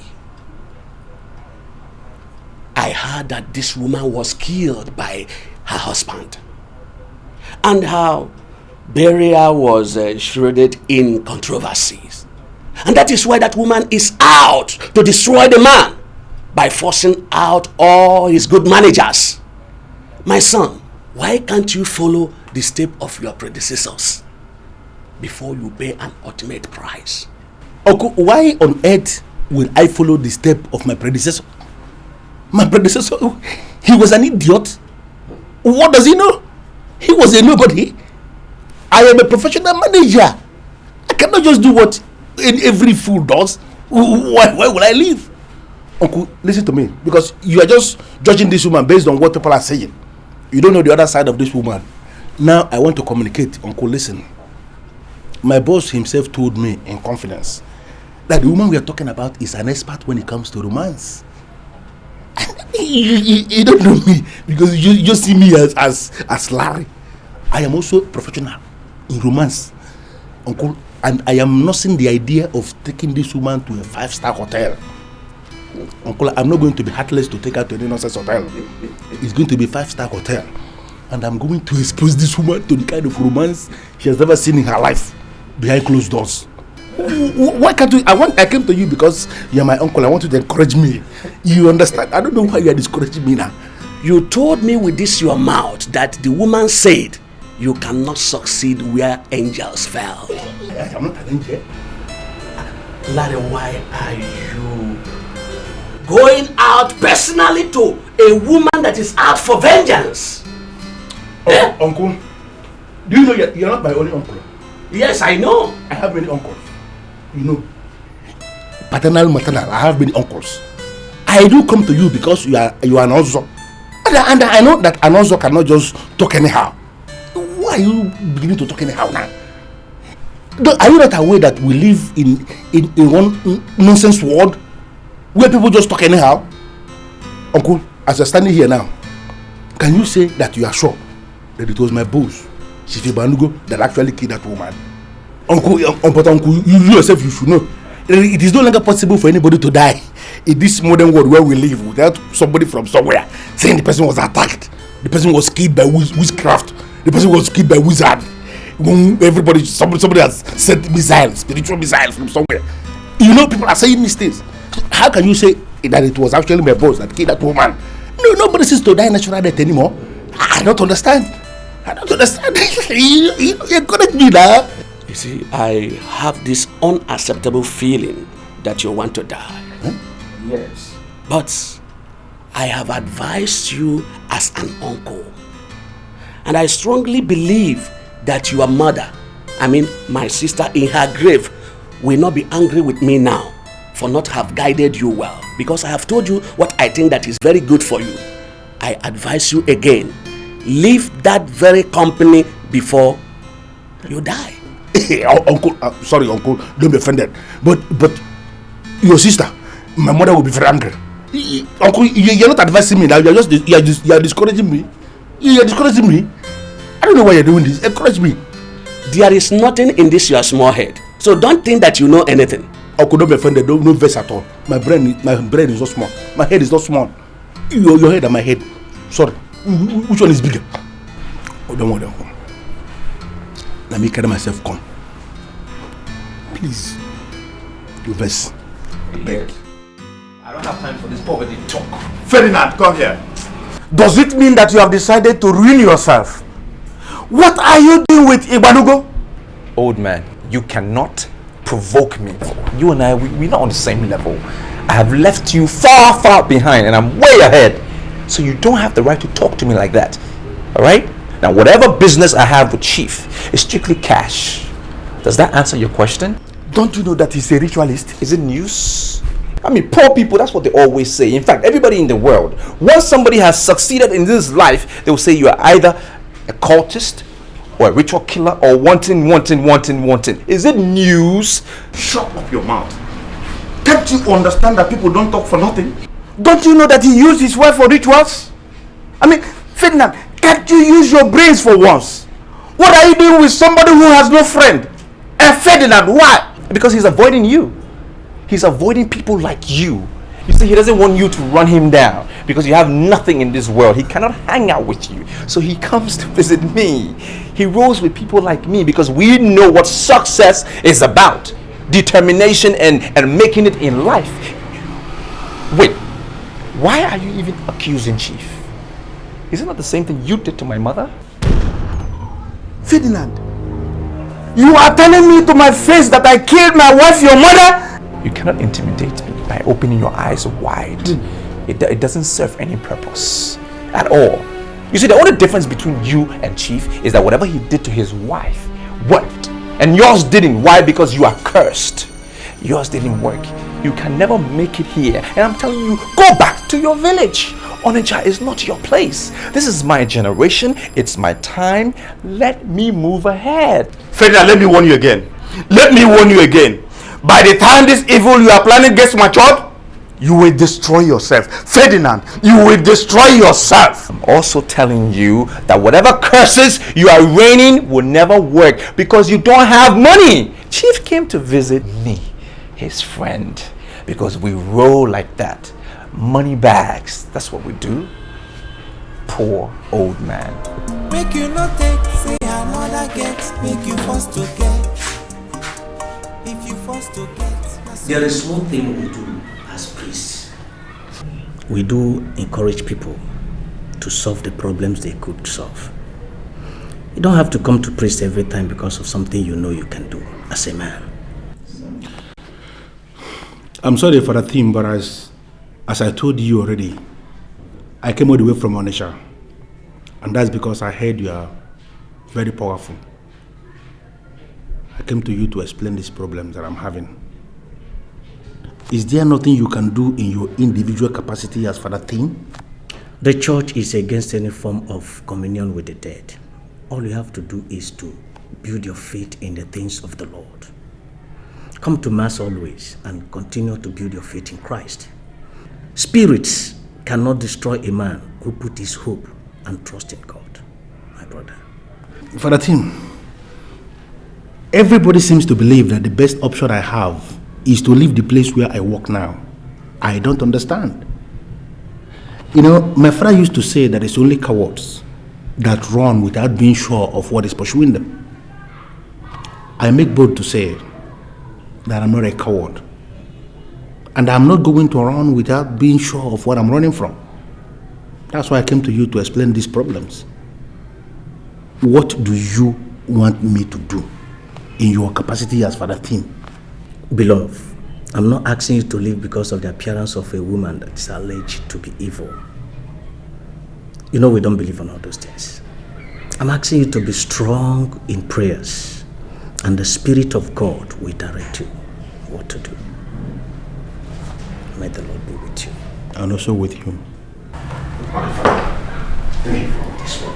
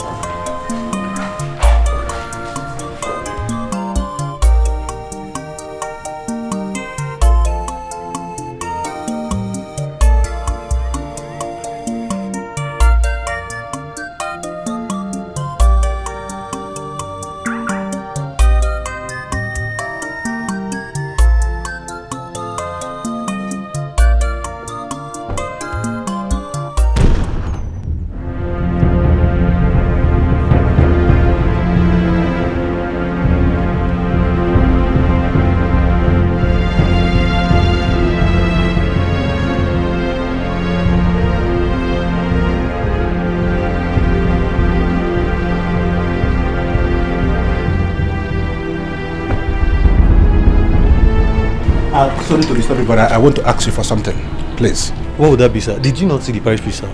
No, I am done with the priest. But since after you directed me to where the priest is, have you left this place? Not at all, sir. I've been here. I've not gone anywhere, sir. Did you see anybody open this maker? Nobody has entered within the circumference, sir, since I directed you to the parish priest, sir. Are you looking for anything, sir? Come. This your Father Tim sitting down inside that place. Yes. Tell me the truth. How powerful is he? Basically, sir, all ordained priests of the Catholic Church are very, very powerful, sir. People get their results based on their individual faith. I don't know what your problems are, but I am very, very sure that Father Tim in there is capable of solving any problem that troubles you, sir. Really? Very sure, sir. But is there any problem, sir?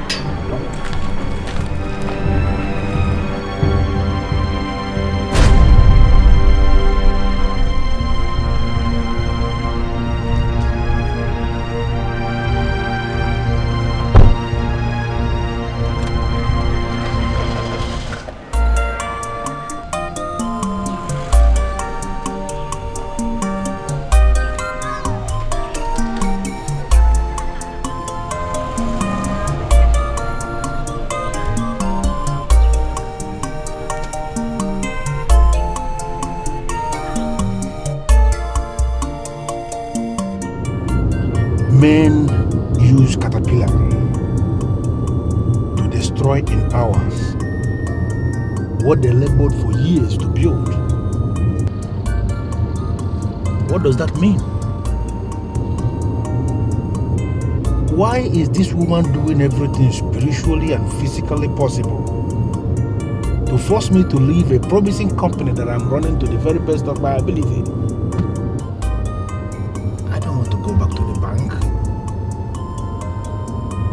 to continue counting millions for people when I cannot lay claim to even 1 million.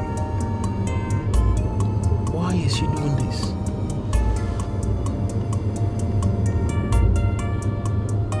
Why is this woman doing this?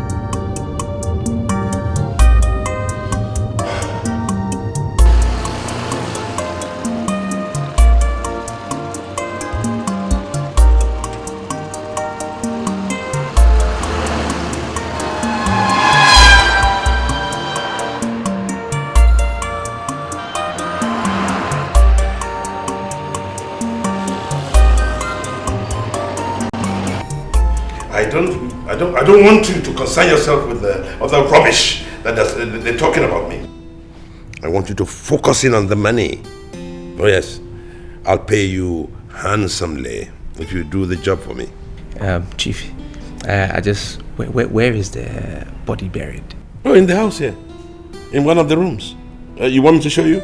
Well, I just wanted to find out, would you want me to open the grave, or you will get people to Don't worry yourself. Because I'm ready. Don't worry yourself about opening the grave. The spiritualist said he's going to use a particular powder from the Bermuda Triangle.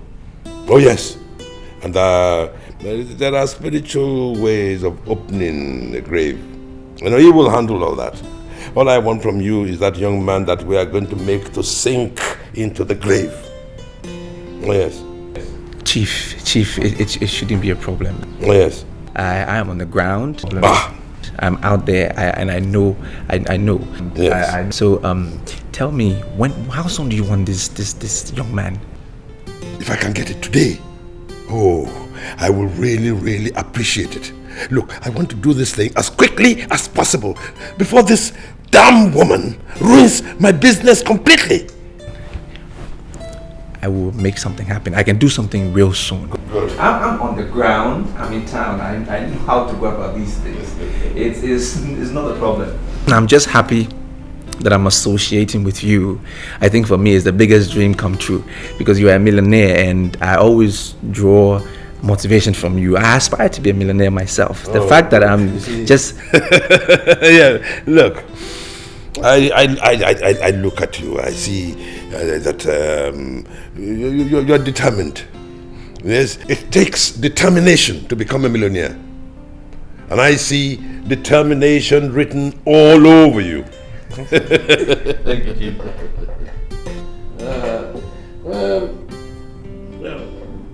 Maybe a beer or two.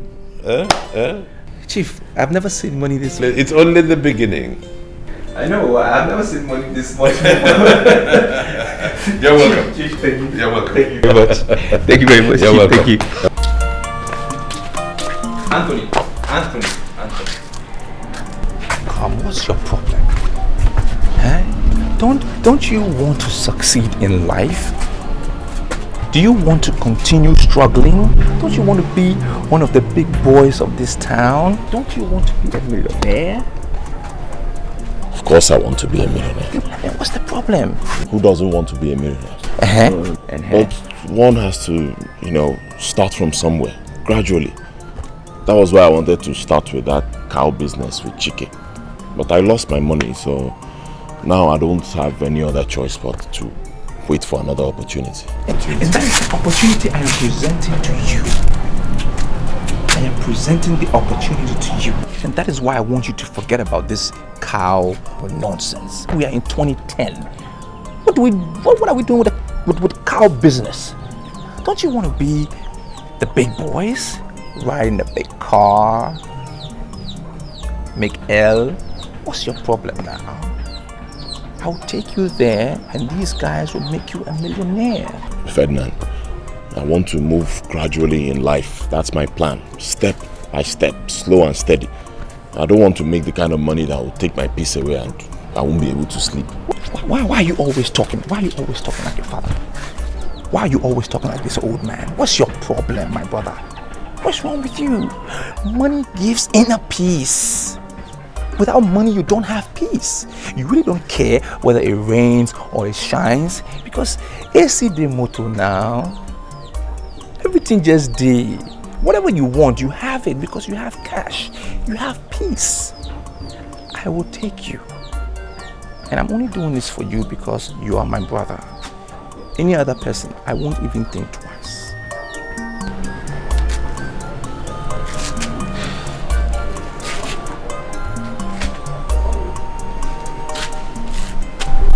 These people you feel can change my life, well? They have changed lots of people's lives. Different guys all around the world. They've done it. The secret is this. If you want to succeed in life, you have to go through somebody who has already made it. A poor man cannot make another poor man successful. It's not possible.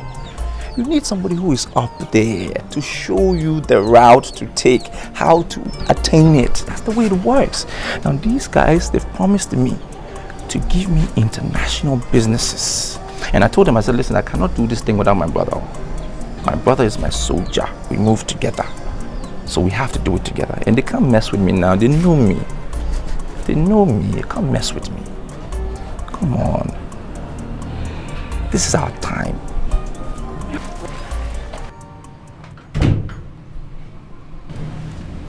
Good day, sir. I have discussed with my colleagues and we have decided we are not staying back to fight the unknown. Manager, you know, man and spirit don't trade together, not at all. And in fact, we will resign in group. What are you talking about? I asked you to go and encourage your colleagues to get ready for the battle I already tagged no retreat, no surrender. Why would you go and encourage your subordinates to resign in group? Why? I don't know where you're going.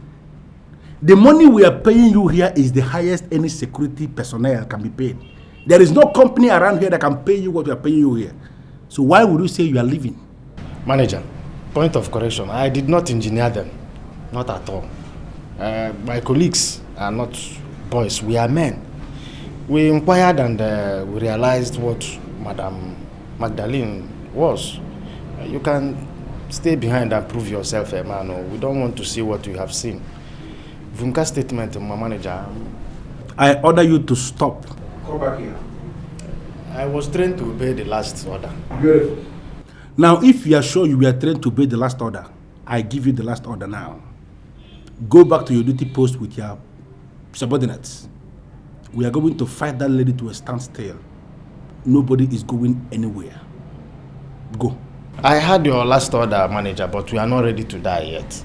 Madam Magdalene was our late gas wife, and she died under mysterious circumstances, and we cannot fight Operation No Retreat, No Surrender with a spirit.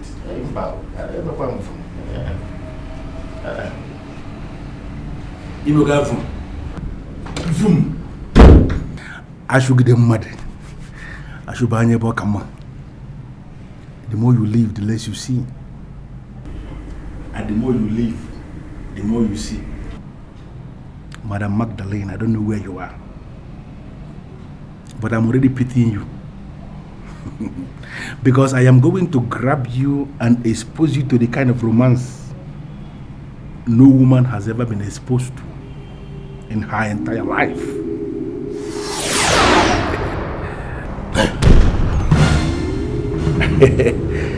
You came at the right time.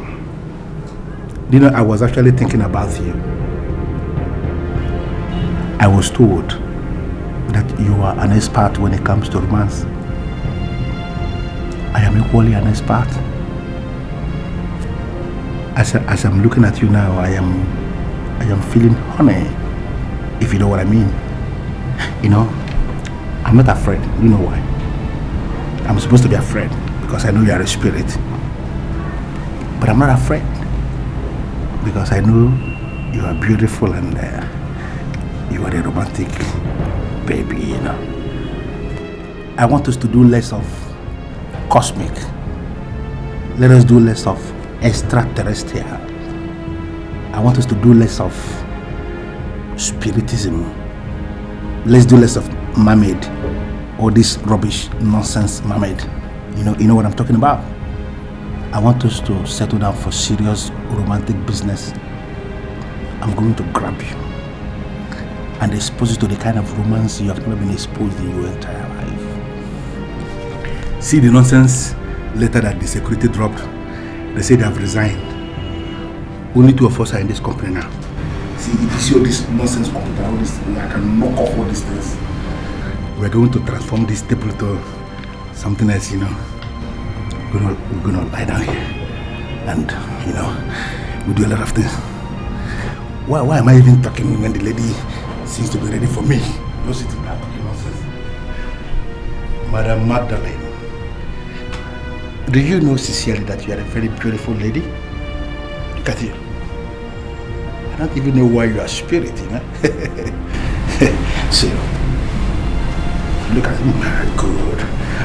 I'm going to grab you. I'm going to expose you to something.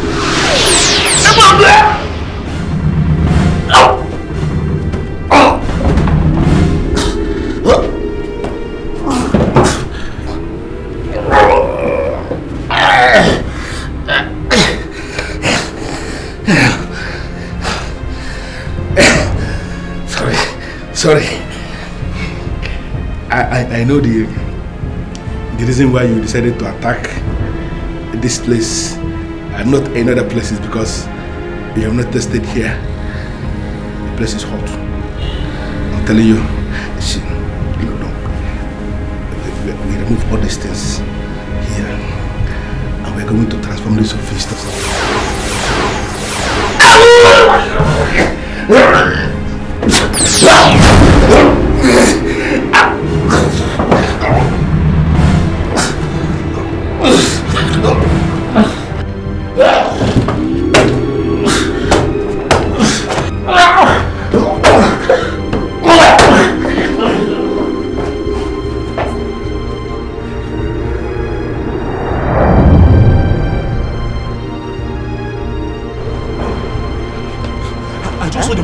towards the car park now.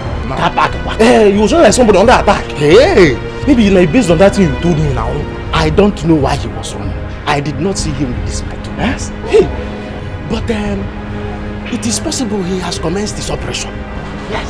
Commenced operation? Operation no retreat, no surrender. That is what he said. Hey, wait, would it possibly be the reason why you resigned?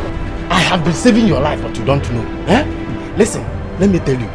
I asked you to resign because this entire company has decided to become a base of the occultic people. Eh? Ghost is hovering all in this company. Ghost. Listen, let me tell you. If I have told him that we have resigned and if you want to remain here, nah.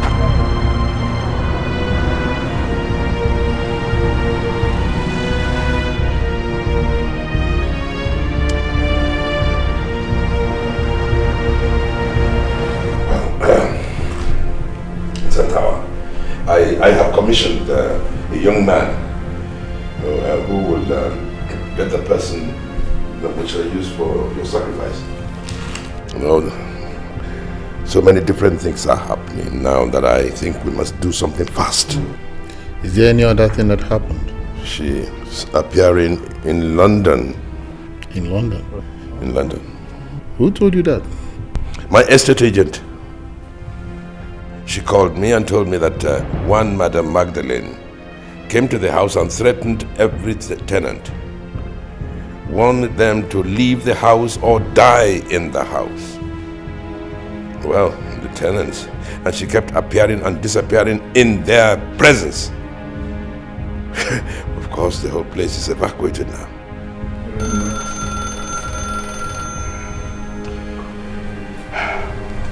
Hello? Sir, you refused to tell me. Finally, I was able to find out what it means on my own, sir. What are you talking about? Now I know who Madam Magdalene was. And I know what she meant when she said towel. I'm not ready to die, sir. Your very strange advice that I should explore the woman in her was made in bad taste. As I'm driving along this road, sir, I am regretting the reason why I even listened to you in the first place. Why I decided to take advantage of her womanhood. Larry, please. I want you to come to my place right away, and I will explain everything to you. And I can assure you that what is happening has absolutely nothing to do with you. I'm sorry, sir. I'm not ready to pay the ultimate price for what doesn't concern me. As I'm talking to you now, sir, I have resigned. I'm calling you to let you know that I have resigned, sir. Listen. No, you can't resign. No, you have to say, look, I am ready to review your salaries upwards, of course. You are making an offer that I already made to even the chief security officer, and he refused to stay. Sir, nobody wants to die. I'm still a young man. I'm leaving, sir. In the next 24 hours, I'm going to submit whatever that I ought to submit back to you, sir. I'm leaving. I'm so sorry, but I'm leaving, sir. But you Santawa, Magdalene is appearing everywhere. Is that what the caller just said? That was my manager. The one I pulled from the bank. Magdalene has made him resign. Does she want to bankrupt me or something? Well, you see, that is why we have to get a young man fast. You don't call it sacrifice. It is not a sacrifice. It is called maritime marriage. It is the zenith of occult sanctification. We are going to wed both of them on her grave. And he is going to hold her permanently there.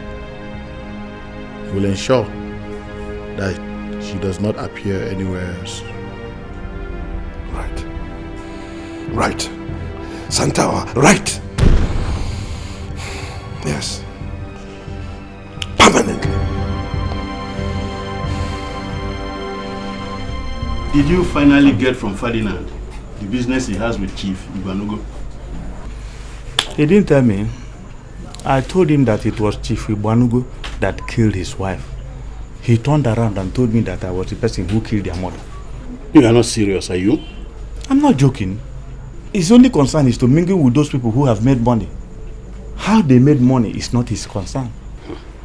I'm sure you won't allow him to continue with this. So what do you expect me to do? Bring him and start flogging him? Sit him down and make it clear to him that ritual is wrong. And that as a young man from a Christian home, he should be wary of the company he keeps. See, he doesn't want to listen to anybody. He told me that Chief Igbanugo is his friend. I don't even know why he wants to destroy himself. Well, I'm just looking at him.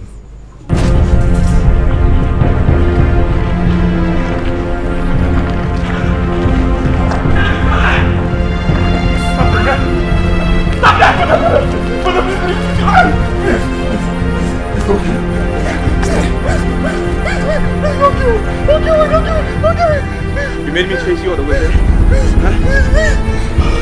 You made me chase you? Ferdinand, please don't kill me. Please don't kill me. The head will always be the head. Don't kill me. Ah!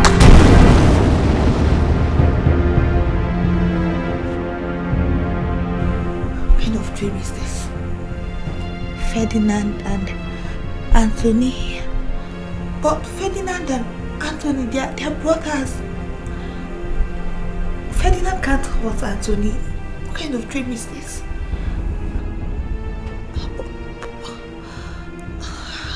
They are too close for this.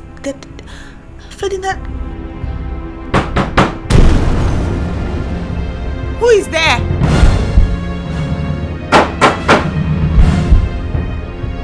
Who is there? Who?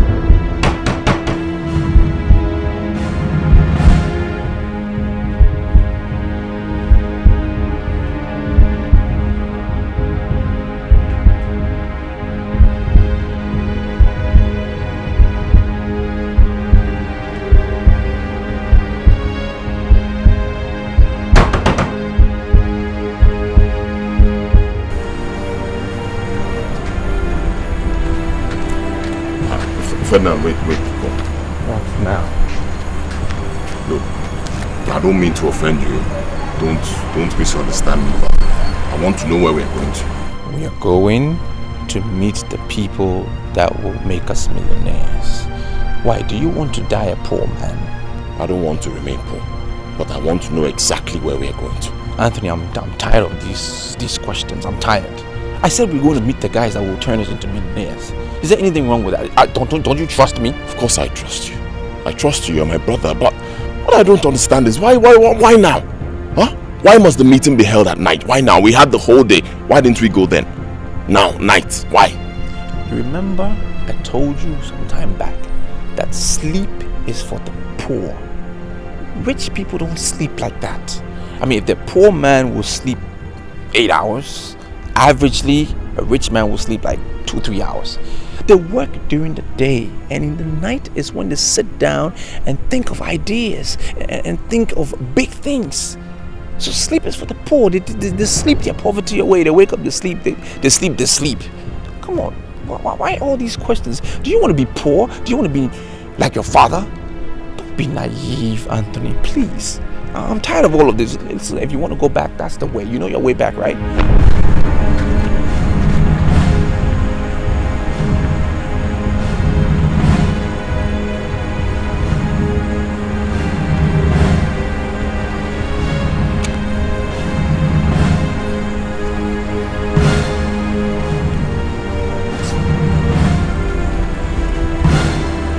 Ferdinand, wait.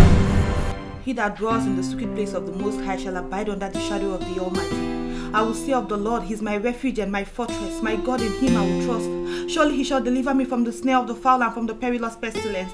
He shall cover me with His feathers, and under His wings I shall take refuge. His truth shall be my shield and buckler. Oh God, you said your truth shall be my shield and buckler. Father, you said under your wings I will take refuge. My King and my Lord. Father, Lord, I don't know what this dream is about, oh Lord. I cover Anthony with the blood of Jesus. I declare and I decree that no weapon formed against him shall prosper. For Father, you said in your word that whatever I decree on earth is decreed in heaven, and whatever I lose on earth is loose in heaven. Whoever is attacking, wherever they are planning against him, their plans will never work. Father, everything that is leveled against him shall be null and void. Father, I cover him with your blood. No weapon formed against him shall prosper. Father, Lord, thank you, Father, for answered prayers.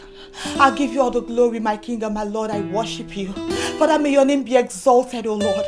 I thank you for prayers answered, O Lord. Thank you for defeating the enemy. Thank you for giving me victory. Thank you, Father, for answered prayers. May you be exalted forever and ever. Father, I worship you. Be thou exalted, my King and my Lord. Be thou exalted, everlasting King of glory. For you are the author and finisher of my faith. Oh, thank you, Jesus. Thank you, Jesus. Thank you, Father, Lord. Anthony, why are you looking around as if you're afraid of something? Ferdinand, is this not Chief Iwanugo's gate? His house? Here? Yes, it's his house. This is his house. This is the gate. Is there a problem? Why do you ask? Is he the millionaire you want us to meet? He's the millionaire, but there are other millionaires inside already waiting for us. There are people in there who want to put us on the path of progress. Why are you making things difficult for you and I?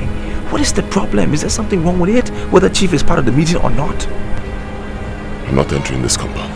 Anthony, don't be naive like your father. We've gotten to this point and you want to go back. Look, we need to take risk in life.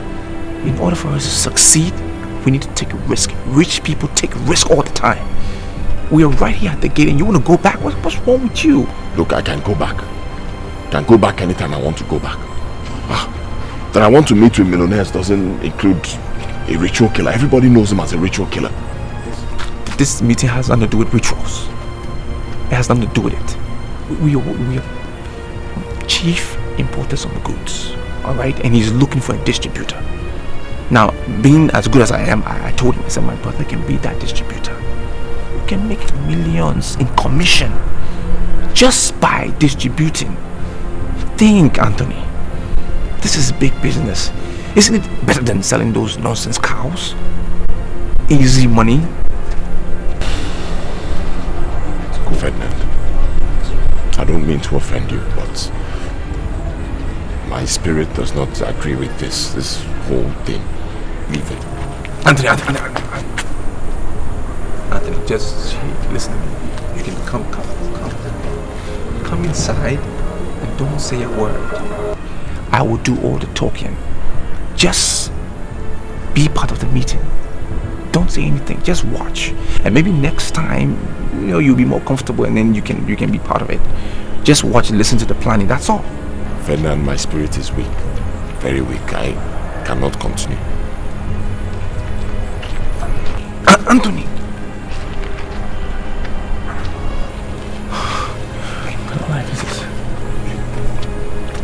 How am I going to get this idiot to go inside?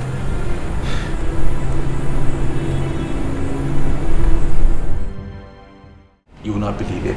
We came very close last night. By now, I am sure everything would have been over, done and sealed. But suddenly when we got to the gate, he just refused to step into the compound. I don't know what happened. He just went cold. Did you tell him anything? I told him, no, I didn't tell him the real story. I gave him another story. He bought that. I told him that I had some millionaire friends who were trying to connect me with an international business. And I told them that I wouldn't do the business without my brother. So I had to come with him. And he agreed and everything. We just got to the gate. That close, Chief. And the boy just switched. He just went cold. And I'm still confused as to what could have gone wrong. Well, if money is the problem, I'll give you more. But I want that young man. I want that young man brought here for sacrifice as soon as possible. I understand, Chief. No. I will fire my manager and make you the manager. And in that company, I have in excess of 1 billion naira to manage. And that will be solely you. You will be in charge of the day-to-day management decisions and I will not interfere with them. Chairman, you will make me your manager of that company? Yes. Chairman, if it is bringing the boy, I will bring him, but please stop pulling my legs. I am telling you what I am going to do. You know, I like to see young men who work very hard to secure their future. Thank you, Chairman. You really, you really mean it? That I just knew it, Chairman. I just knew that one day I will be a big man. I remember when you sent me to your office and the manager was sitting there and tossing me around. I just knew I would be in that seat sooner than later. Thank you very much, Chairman. You know, I appreciate it. I like young men who work very, very hard to secure their future. Thank you, Chairman. I just knew it. You will be successful. I just knew it. You know,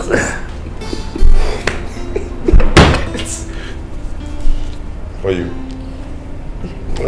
Chairman. Drink, you know? Chairman, you're my chairman. You're my chairman. You're spoiling me. It is only the beginning. Okay. In fact, it is before the beginning. This is before the beginning. Exactly. In other words, you've seen nothing yet. I'm very excited. Thank you very much. I appreciate it. I will get him here. You're welcome. Always.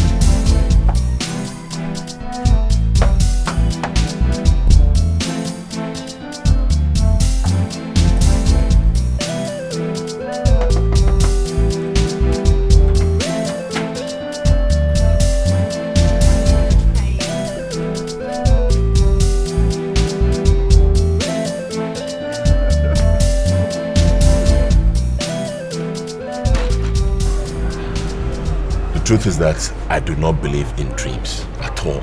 So asking me to believe in something you saw in your dream, it does not make sense to me. It doesn't.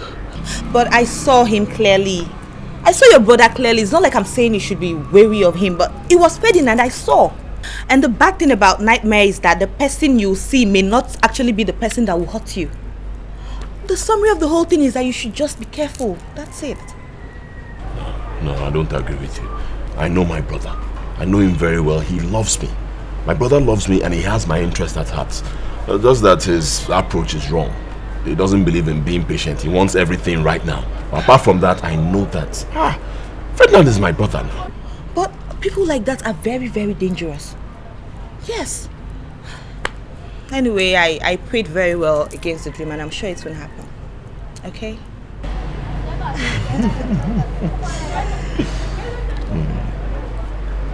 I also told my father about our wedding and he said I should wait for my brother. Well, I also don't believe in rushing things. God's time is the best. At the right time, I'm sure things will work out fine. I love it.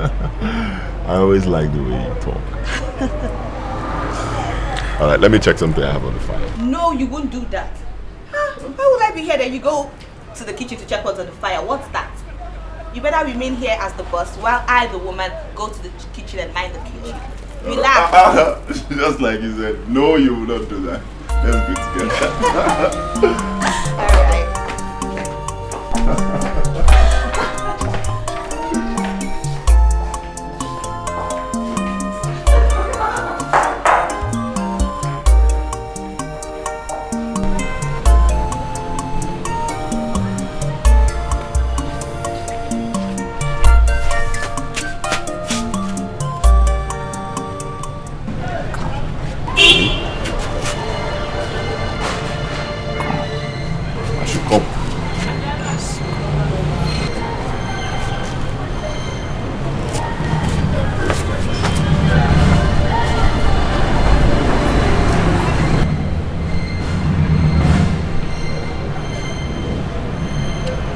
I just passed here now. Were you here when I passed? Men use caterpillar to destroy in hours what took them years to build. Don't you think caterpillar is an enemy to man?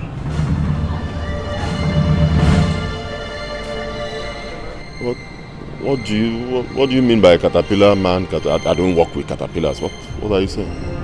The conspiracy against the innocent is satanic. It appears you are innocent. I want you to remain innocent and clamor less of things you cannot explain.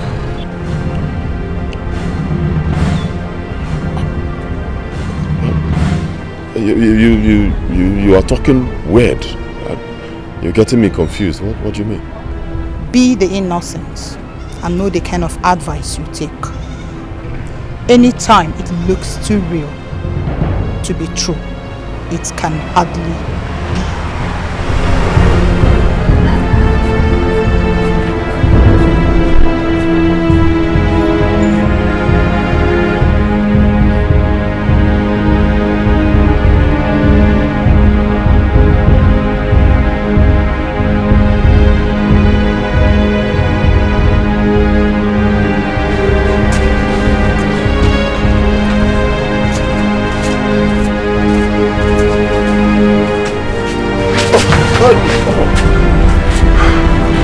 Sorry, sir. Yes, I'm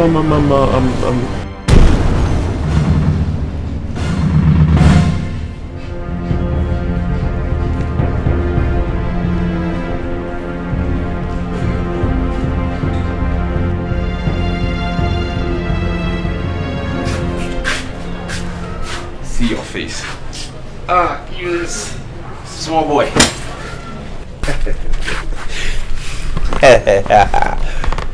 Look, you looking with surprise. Look, continue now. Look, designer stuff. Don't try me. No. Let me make a little poetic for you. I saw the gold mine. I called my own brother. I said, brother, come. look, gold mine, let's go. He said no, he refused. Now the business has presented itself. Signed, sealed, all for me. And you're asking me what Fernand. is this? You're looking at me like with surprise. Wait, Fernand. Success is what? wait, Fernand. These suits. These are all designer suits. What do you expect? Wait, Fernand, wait. Where did you get these things from? Where? It takes a man with the heart of a lion to do great things. And that's what I've just done. I am now the manager of that company. You see, I was smart that day. Very smart. I told my chairman that you weren't feeling too well. So he showed some sympathy. So you still have an opportunity. You have another chance. wait, just look. Wait, can I? Something we are not trying. Wait, relax.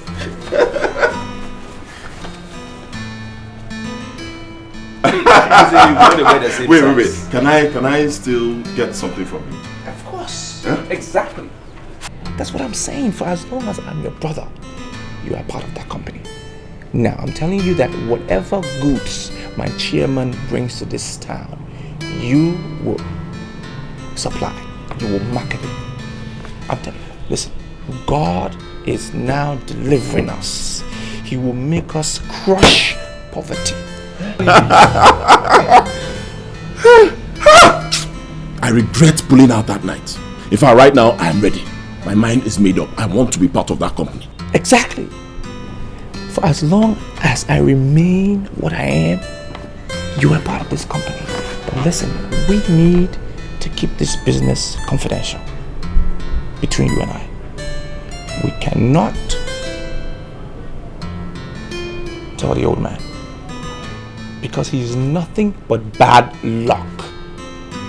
Anthony, listen to me, believe me or not, I said he's bad luck and we don't need that. Ferdinand, I don't agree. You mean we shouldn't tell our father about this whole thing, this plan? What's your problem? Anthony, what is your problem?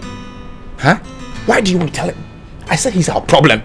The old man is our problem. I detected it, I know it is, and I've been attacking him directly. And that is how come even now we have this little bit to show. Leave him out of this. Just block him out. Block him, choke him, block him. We will succeed. Ferdinand, I had a dream. And in that dream, there was this lady I saw. And she was telling me to mind the kind of advice I listened to. And honestly, this your advice, it sounds like one of those ill-fitted advice. Anthony, what's your problem? What is your problem? What is your problem? I'm talking about reality. I'm talking about real money and designer clothes. I'm talking about success. Can you see what you are living in this mess? Can you see? Huh? You're talking about dream? Look, we can make it together.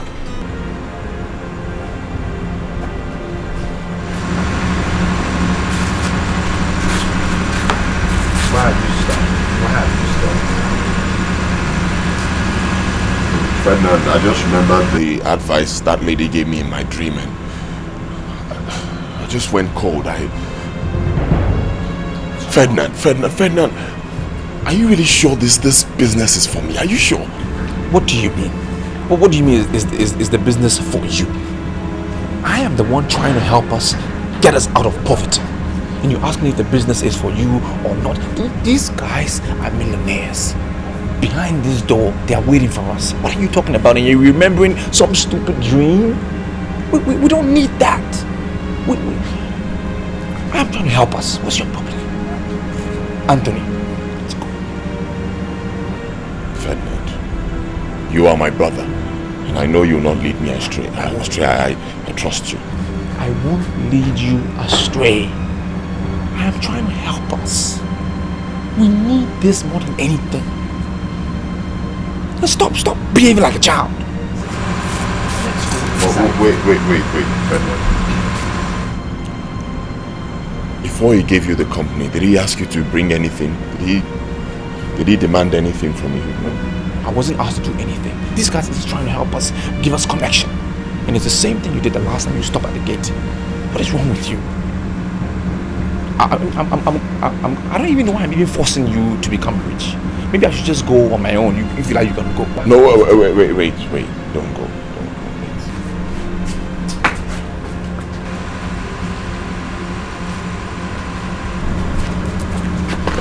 I don't even know if these guys have cameras here or not, and we're standing here making a fool of ourselves. Can we just go inside?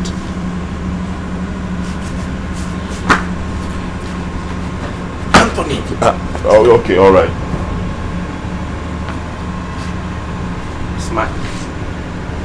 Smile.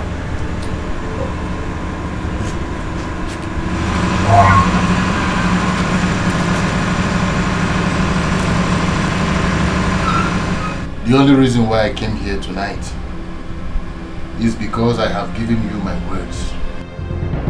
My spirit is not as strong as it used to. When I opened this box of unicorn to recharge the powder that I'm going to use here tonight, I discovered that a crocodile has laid an egg inside the box. This has never happened before. Santawa, don't get me angry. Why are you telling me about your spirit not being as high as it should be? And what business is it of mine?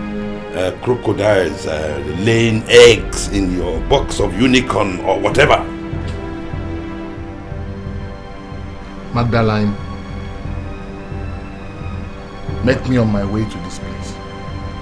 She was begging me. She asked me not to stain my hands with the blood of that young man. Don't tell me that you suddenly become a weakling. Look, I am paying you more money than you will ever need in your lifetime. Now prove to me that the occult masters who taught you the art did not waste their precious time. Why are you wasting your time with the lousy advice of a woman? Why? Magdalene is not a woman. She is a ghost. She was begging me, almost pushing me to a corner. At a point, I became frustrated. Why are you calling her a mere woman? Santawa, now listen to me. Magdalene was my wife. I was the one who deflowered her. And I say without sense of responsibility that I still remain the only man she ever knew. And still you killed her for money! Now will you shut up? Wicked man! Shut up!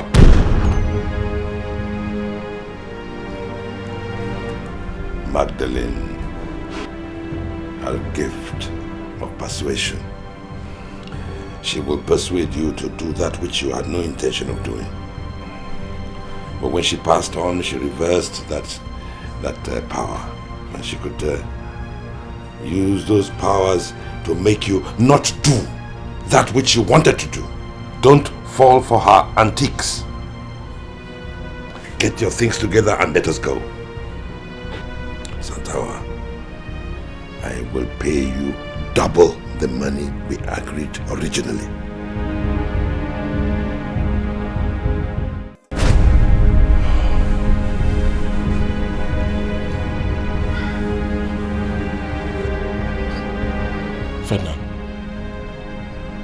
Ferdinand, look, we've been here for I don't know how long. How many more minutes are we going to wait now? Huh? Where are the millionaires you said we were coming to see? We've been here for I don't know how long, but I've not seen anybody. Anthony, why do you want to be a child? Can't you grow up? What's your problem? These are big men, big boys, millionaires. They won't just get up and rush to an event. They will take their time. Besides, we need this more than they do. I said I would make us millionaires. If they say we should wait for 20 hours, we will wait. Because we need this business. What's your problem? I know we need the business, but this place doesn't look like where people are waiting now. Can you just relax? Everywhere is so quiet.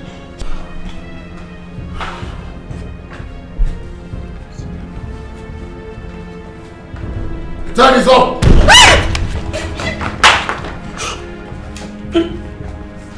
Who is it? Relax. What do you mean I should relax? You just said my time is up. Didn't you hear it?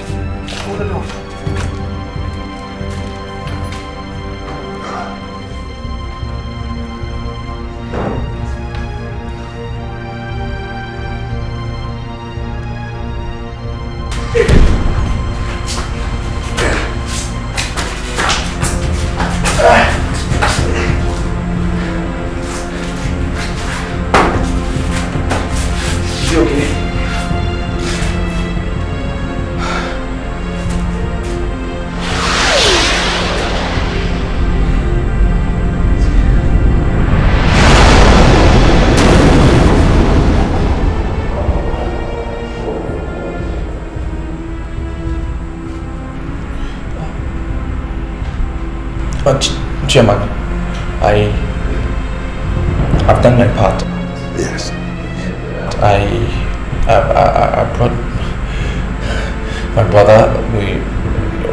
We've done all of this. I need you to promise me that you make me the manager of your company before this grave. Promise me. Yes. Yes, my son. Not only will I make you a manager, but I'll also make you a part owner of the company.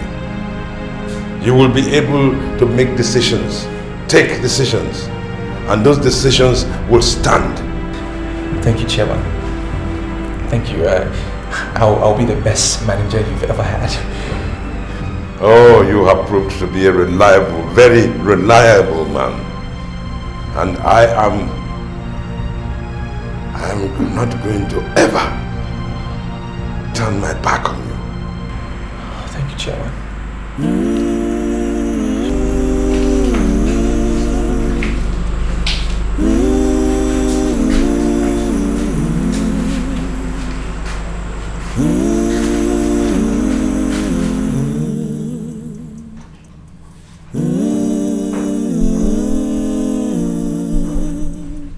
In this life, so much work to do. What is the meaning of this? Why are all the chairs turned upside down? It is a physical manifestation of the spiritual exercise that we have just concluded. It means that all your sorrows, all your shame have been scattered. They have been turned upside down. Magdalene, met me on my way to this place. She was begging me. She asked me not to stain my hands with the blood of that young man. I have a different opinion entirely. I want you to look me in the eye and tell me that what we have just done is the perfect solution to the problem. It is the masters themselves that turned this place upside down. It is finished! The much we can do now is to celebrate. It is finished!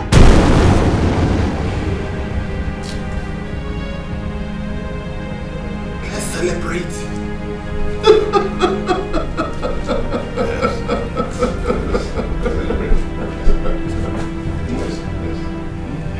Yes, let us celebrate.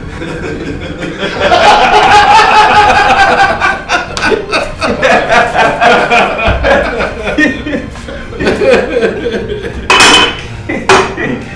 careful.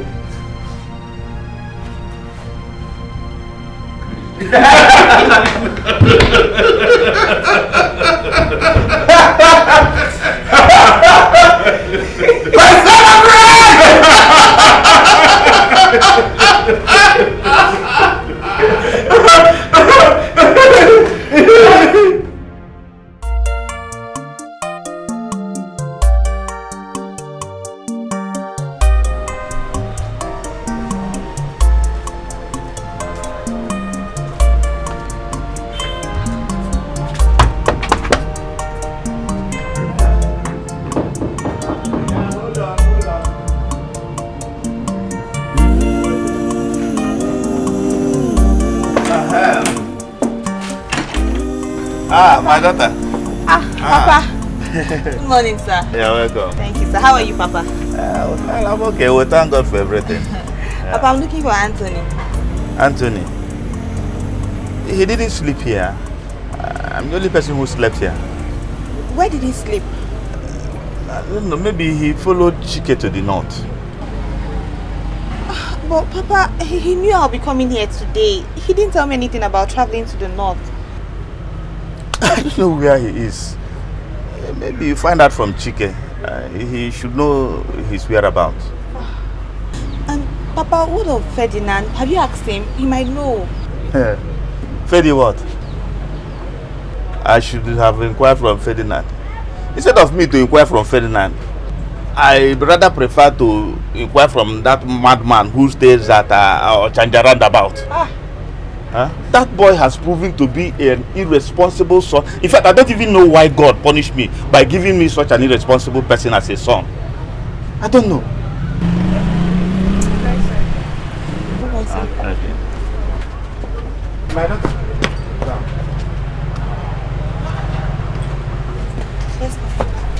You see, I don't know what exactly you think, but I know that so many people must have told you so many things. But the truth remains that I see you as a true African woman. In short, a virtuous woman. Let me tell you something. I hold you in high esteem. Thank you very much, Papa. Okay. Thank you. All right. Okay.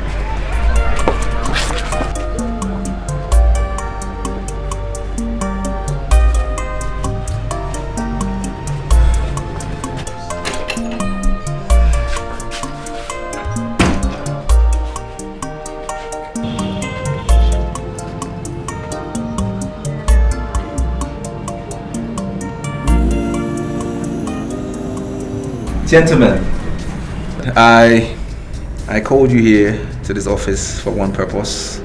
I know Chairman has already introduced me officially to you guys, so there will be no need for me to reintroduce myself in terms of what I can do, what is on my CV and all of that. I'm not going to go into it, but I just need you to know that this is my office. Why are you raising your hand? I'm not finished talking. Can you just let me finish saying my statement before you say whatever you have to say? You want to cut in between my lines? Okay, you want to talk. What do you want to say? With all due respect, sir, I did not plan to ask you any questions. So why are you raising your hand? I just want to let you know what you've already decided, so you won't waste your time talking. Is that how you guys work around here? You just talk to your managers anyhow, cut in their statements, and I shouldn't waste my time talking? Is that how it works around here? Now listen, you guys. What do you mean you've already decided on something? For as long as this company exists and I remain the manager, you cannot make a decision without me. So what have you decided on? Our decision was based on what we've already observed. In fact, we'd have been long gone before your arrival. But we viewed it as an act of wickedness, leaving this company without handing over to someone. And now that you've been shown to us as a new manager of this company, we are saying to you right here, right now.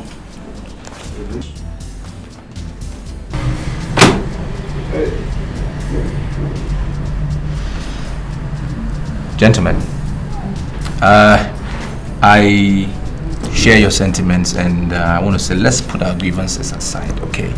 I have to admit, as much as I am the manager here, I must admit that I do need some old hands to help me push this company forward. So I will say you want to leave, fine, but don't leave now. Sir, we're very sorry that we've taken our decision already. If you are really counting on us, we're sorry for that. We are leaving, sir. Certainly. You want to leave? Why now? Why do you want to leave? Tell me. We're very sorry that the decision, we've taken it already. But the truth is, we are beginning to have doubt on your credibility. If you have the charisma of leading this company. He doesn't have it. So we've concluded already, sir, we are leaving. Nothing will stop us this time.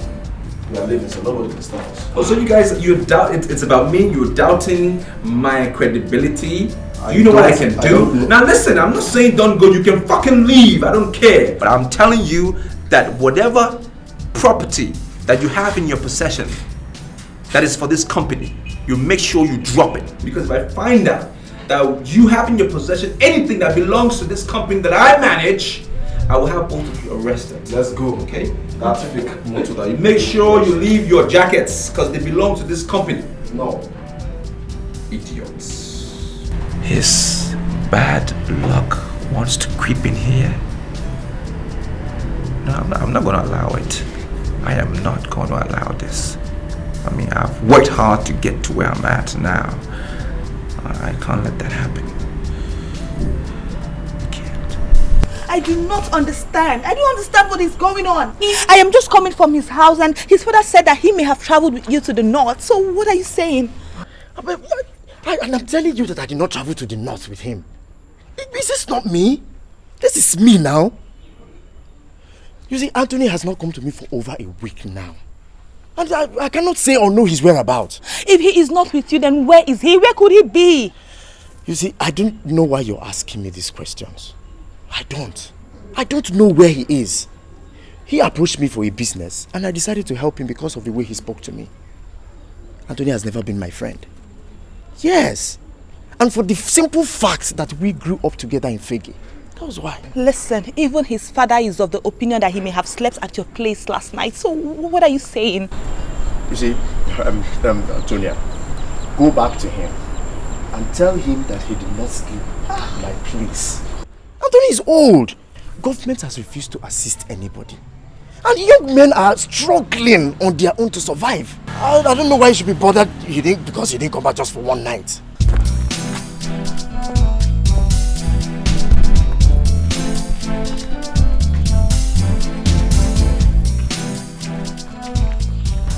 Mr. Onyeka, I was told that you are very close to the MD.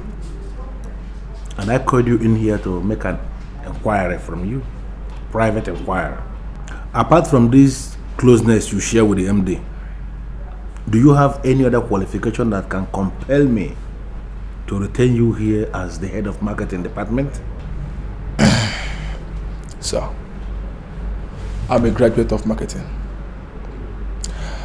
And in the 4 years I've worked under the former manager, I have gained some experiences. Good. I like that. Now, do you know the reason why the former manager was relieved of his appointment and I was made the new manager now?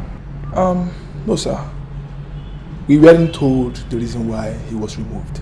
But we were told that a good manager is coming. And, sir, sincerely speaking, so far so good. Based on your work, you are better than the former manager. Mr. Onyeka, I'm going to take that as a compliment. Thank you very much. Now, I will send for you when I need you. It's okay, sir. On your way out, please let me tell the secretary there is a security man that I told her will be coming here today. And the time for the man to come is almost now. Sir, I saw the man there. He's there already. You saw the man? Yes, sir. But I asked him to wait. Please send him in. Okay, sir.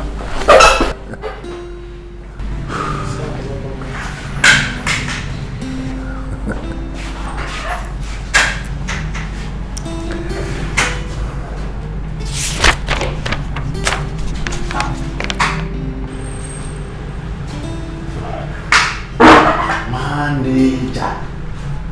Now I know why they said I must start work today. I couldn't wonder who moved you. I can see you're excited. I don't become security with the degree. Manager, this company be good. Are you the new man? Sit down. Thank you. Thank you. Let's sit down. You see, I asked them to go out of their way to find you. Look for this man and get this man. Because you proved to be a very good manager in the other company. And now that I find myself as the one who is in charge of this very place, I decided that I'm going to surround myself with competent hands. That's why I sent for you. And I believe that's why you are here. Thank God. God is working, you know. I have this plan. I want to turn this place around.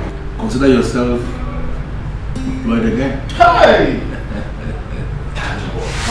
Can I say congratulations? Oh, manager, God will bless you. I swear, it shall be well with you.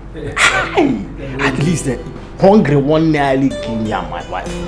At least if I go home now, I will go home with a good news to my wife. Manager, thank you. No problem.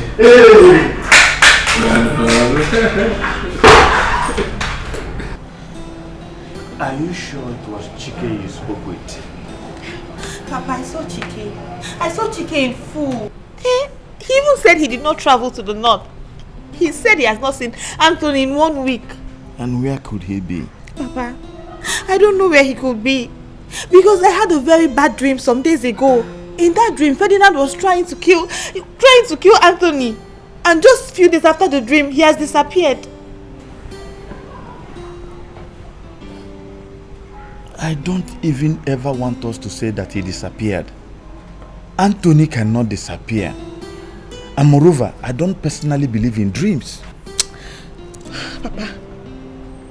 Papa, I'm worried. I'm worried because he does not go anywhere without telling me. Anthony does not do anything without talking to me. I don't believe he traveled. Papa, Anthony cannot travel without telling me. And where could he be? Papa, this disappearance has something to do with that dream I had. Because in that dream, Ferdinand was with a gun. He was trying to get at, what am I saying? He pulled the trigger. He pulled the trigger at Anthony. Hey. And when you call his mobile line, what does it say? Switched off. Papa, it says switched off.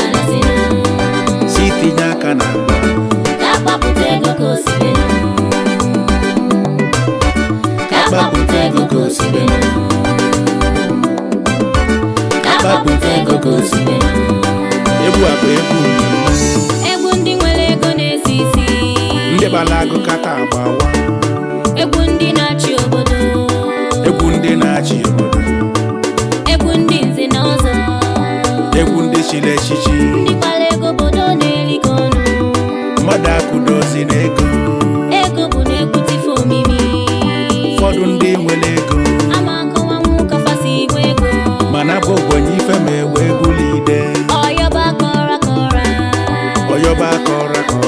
Maka na ego na-esi n'ikuku abịa. Ndị nwere ego ka nna yo. Si kwapụta ego ka osibenu. Arụ anyị chọrọ ego na-esi isi. Si kwapụta ego ka osibenu. Ego nwere ọlụ ọbịala ịlụ. Si kwapụta ego ka osibenu. Ka akpapụta ka osibenu. Si kwapụta ego ka osibenu. Ka akpapụta ka osibenu. Si kwapụta ego ka osibenu. A na-akpọ ya ụba. Ubanese bụ n'ubanese okwu, mana a ga-edozi okwu. Ndị nwere ego wepụta ego, ụmụnna nwezuo akụ, ọkụ ịma n'ilo niile ga-asị si tinye aka na akpa, na-akpapụta ego ka osibenu, na-akpapụta ego ka osibenu, na-akpapụta ego ka osibenu. Onye ndị obodo na-anya ego. Nand is now whining and dining with Chief Igwanugo. Then Anthony's fiancée dreamt of seeing him being shot by Ferdinand. Now Anthony is missing. Ferdinand is working with Chief Igwanugo. I'm not insinuating anything, but the sequence of these events is not good for the ears. You see, I'm very, very bothered. Something tells me that Ferdinand knows where Anthony is. Well, now, when we see him, we must insist that he swears before our deity. Precisely before Tutunzu of Aguleri. That he does not know the whereabouts of his brother. Why do you want to take me to the shrine? You know I'm a Christian. I don't want to appear before any deity. You are underestimating the problem we have here. How do you think he will say the truth if this is not done? Well, I think the ideal thing should be that we have to confront him with our views and then sit back and watch his reaction. A man has got missing with no trace, yet you still insist in using diplomacy to solve the problem. I don't have any problem, but do remember that when a man is looking for his missing item, he looks for it where he thought he kept it, and where he knew he never kept it.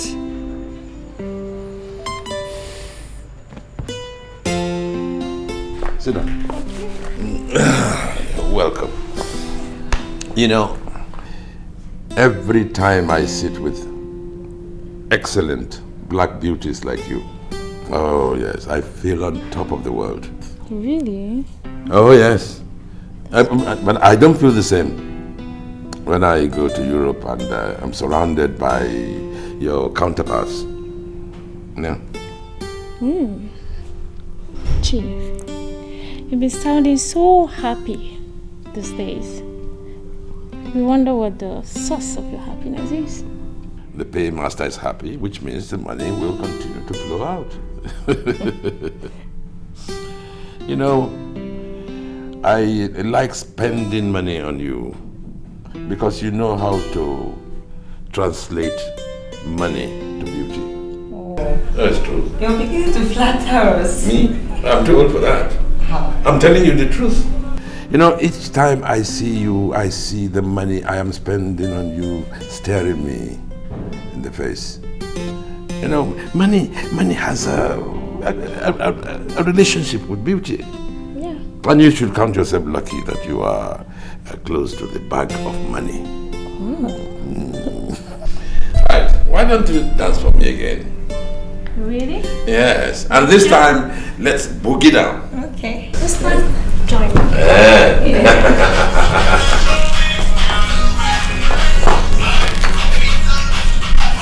Hey! Oh!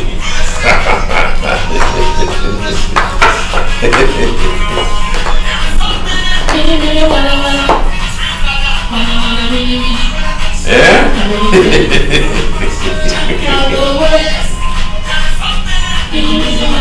Hey! Will you tell this man to get out of the way? Because he will die, and it's poverty that will kill him. I don't have time for all of that. Will you keep quiet and listen to what you are saying? Your brother has got missing for days, and you are not bothered. What is wrong with you? I'm not bothered because I know where Anthony is. I know where he is. So you guys need to stop spreading that stupid rumors that you are spreading. You mean Anthony told you where he is? Please, where's the place? You want me to tell you? Yes. Look, everybody is tired. Tired of your name and the poverty that surrounds it. We're tired. And that is why Anthony didn't tell you he was traveling to Europe. Wait, you mean Anthony traveled to Europe without telling me his father? We are tired. Did you hear me? Sick and tired of you and this life. We've all moved on. I've always known it. We've all come to realize that you are that bad luck rope that have been pulling us all back. That setback. We don't need you in our lives anymore. Okay? So he's in Europe having a good, quiet life. And so am I. I'm enjoying it. I have fun. So you live your life. We're just waiting for you to die. And when you die, they call us. We bury you in poverty. Thank you, I've heard you. But can you give me his address? Is this man okay? Is this man okay? He wants me to give him Anthony's number so that you do what? Write to him, post him particles of poverty. I said we've left it behind. You and that life, we've left it behind. We are moving forward. It took Anthony a while to understand it eventually. Don't come and spoil things. Stay here. We're waiting for you to die, and then we'll bury you in poverty. We have moved on.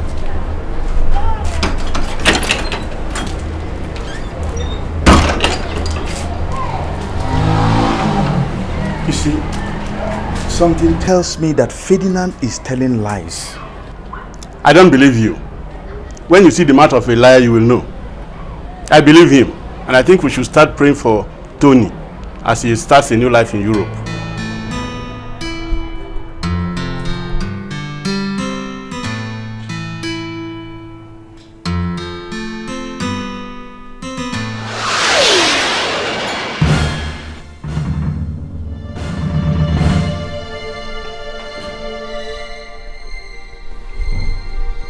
What are you doing here?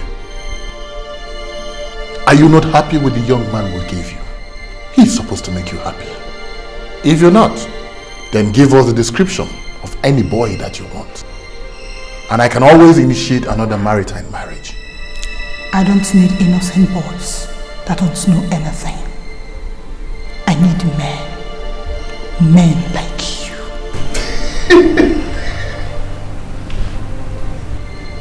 Men like me? Oh no, you don't. You need boys. Strong, healthy, full of life and vitality. Boys that will damn the very depth of hell and hit you at every angle that you consider pleasing. I don't need boys. I need a man. A real man like you. Like me?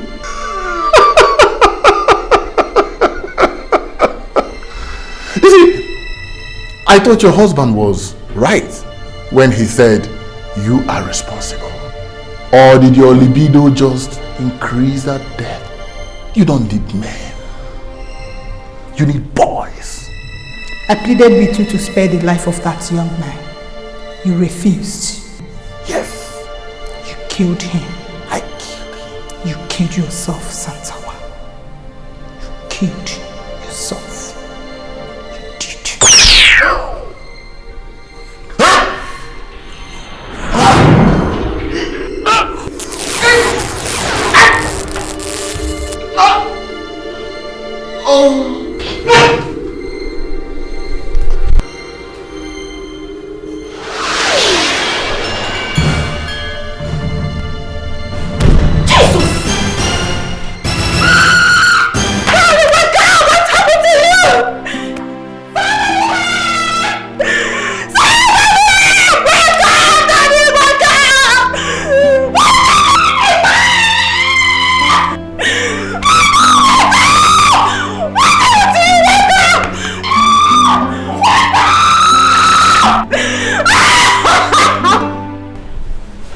Why are you worried that my brother has gone to Europe?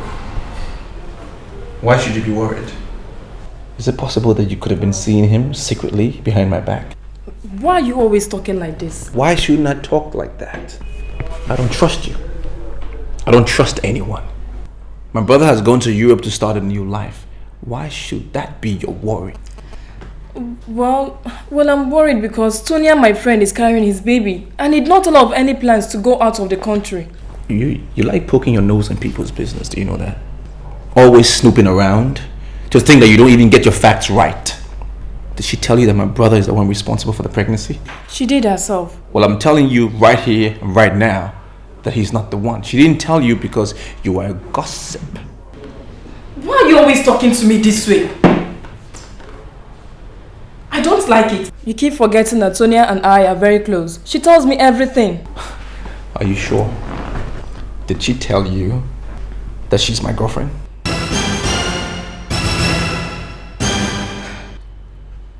Wait, I don't get it.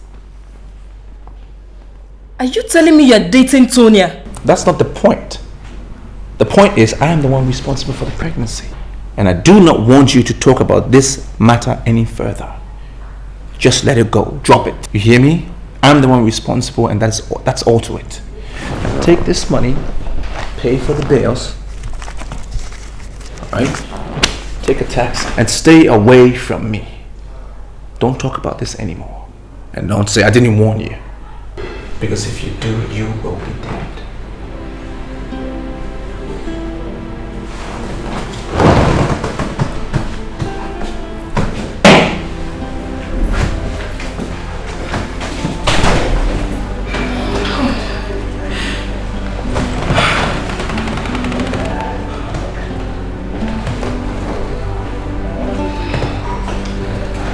Now I know why she was finding it difficult to tell Anthony.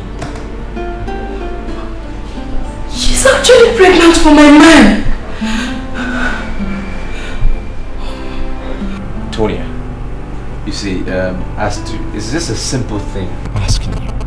It doesn't matter how I got to know that you're pregnant. I mean, I'm a millionaire. I can spend money around and buy information. I can do that any day. I'm just saying, agree that I am responsible for the pregnancy, and then I will marry you overnight. It's as simple as that. But you are not responsible for my pregnancy. You know, I've not had anything with you, so how possible is that? Your brother is the one responsible for the baby. He owns the child. Why are you making this difficult for you and I? I said Anthony has traveled. He's gone to Europe. It will take several years for him to come back because the guy wants to succeed in life. Who knows how long that would take?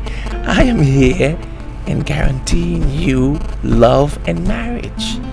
All you have to do is say, Ferdinand, you're the one responsible for the pregnancy. And that's it. And then I will transform your life into this status woman. You will like it. My money, of course, will be speaking the language. And then bullshit will be walking down the road. But your brother told your father already that we're getting married. How would he feel if I turn around and decide to marry you? What's your worry? That old man, I can turn him and spin him around and do whatever I want to do. I know how to handle him. It's you that is important to me right now. Just say the word. Just say it, and then we will get married, and it will be done. Silence is golden. Doesn't mean you've accepted.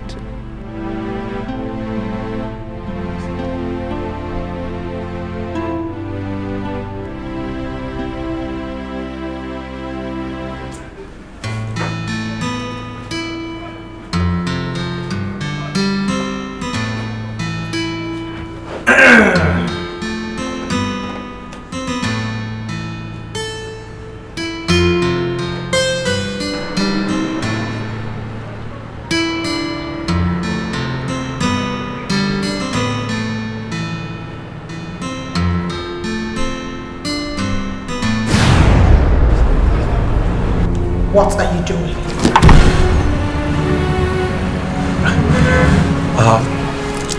Who are you? Good men always resume all day praying for good things. Why would you pray for good things when you're not a good man? I'm sorry, madam, but I don't know who you are, and I don't even know how you got into my office. I just need you to go because you interrupted my prayer session, and I'm not finding that funny. So I'll just ask you to leave, because if you don't, I will rain my anger on you, and I can do whatever I choose. Because one, you are even trespassing.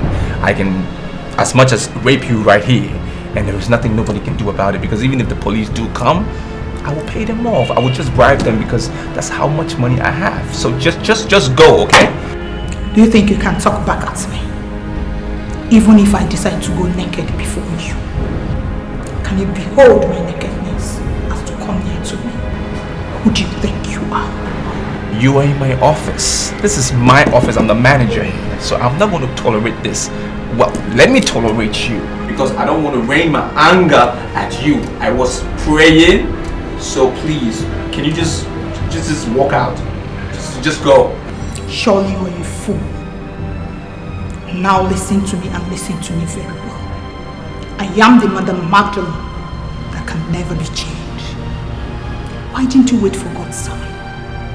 Why did you kill your own brother? So, you are the dead woman that we give Anthony to? You will see the end of good.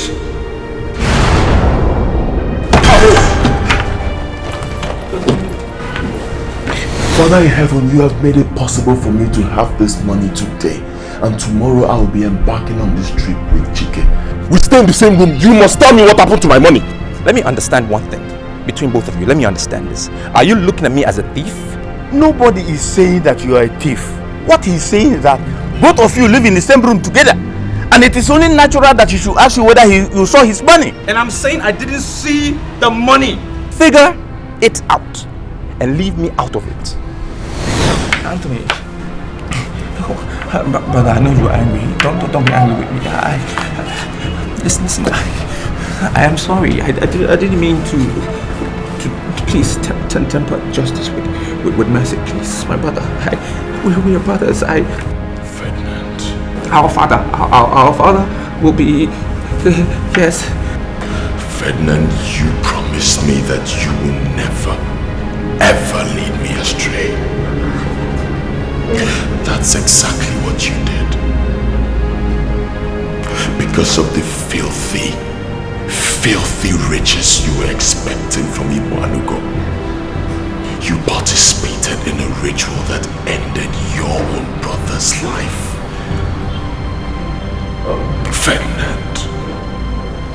Ferdinand, where did I go wrong as a brother? Tell me, where?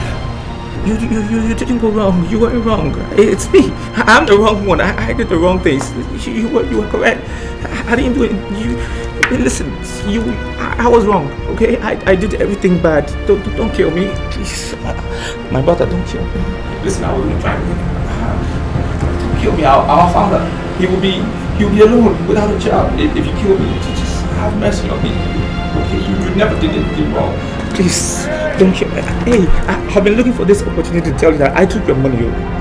The money that you were saving to do the cow business with Chike. I took it. I'm sorry. I didn't mean to. I had a good heart. Please.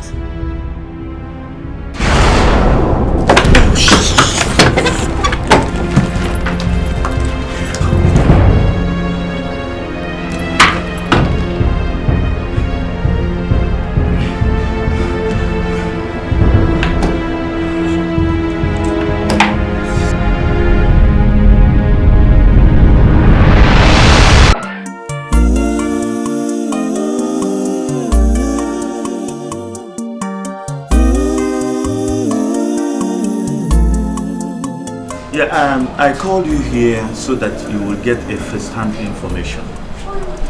She is the lady who told me that she saw Ferdinand shoot Anthony.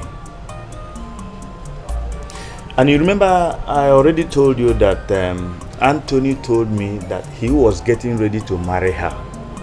And there's no way Anthony can go to Europe without informing her. Already, she is pregnant for Anthony. Do you know what? Ferdinand went to her to force her to accept that he, Ferdinand, was responsible for the pregnancy. Can't you read between the lines? I am beginning to read in between the lines. And I'm not comfortable with the conclusions I'm getting. I'm sorry, sirs. I'm sorry to come in at this point. But I don't think Anthony is in Europe. No. Something tells me that he's being held up somewhere. And only Ferdinand can take us to where he is. There's only one way out. Ferdinand will be brought before Tutunzu and swear an oath of innocence. And that Anthony is now in Europe. Anything short of that will be totally unacceptable. Good. And one more thing. I want you to take her into your place. Let her move into your place. Because Ferdinand is my son. He is so desperate. I don't want him to harm her. And Anthony has already started calling her the wife. And as far as I'm concerned, I regard her as my daughter-in-law. Papa, Papa, don't worry, I'll be alright. There's no need for all that, okay? Tonya, you don't even understand. See, Ferdinand is my son. I know how desperate that boy can be. In fact, he's very wicked. He will stop at nothing to get whatever he wants. Now that he has started having interest in that pregnancy, he may try to harm you. And I don't want anything to happen to you. No, Papa, don't worry. I'll be fine. I'll be fine, sir. Thank you. Are you claiming that you do not know how close I was to your husband? I mean, why would you bury a man like Santawa and not let me know? Do you know how much business we're doing together? The brothers decided not to tell you because they believe that you have a hand in my husband's death. Who are these cursed brothers who suspect me of complicity in his death? Do they know how much money I paid him in the last few weeks? Chief, they are not suspecting you for nothing. After my husband's death, they received a letter each from your late wife. Yes. Magdalene wrote to family members. You must confess what you did with that epitome of beauty before you walked to the street naked. You killed my husband because he first killed himself by turning his back against Christ. There is no way you will expect to live peacefully until the end.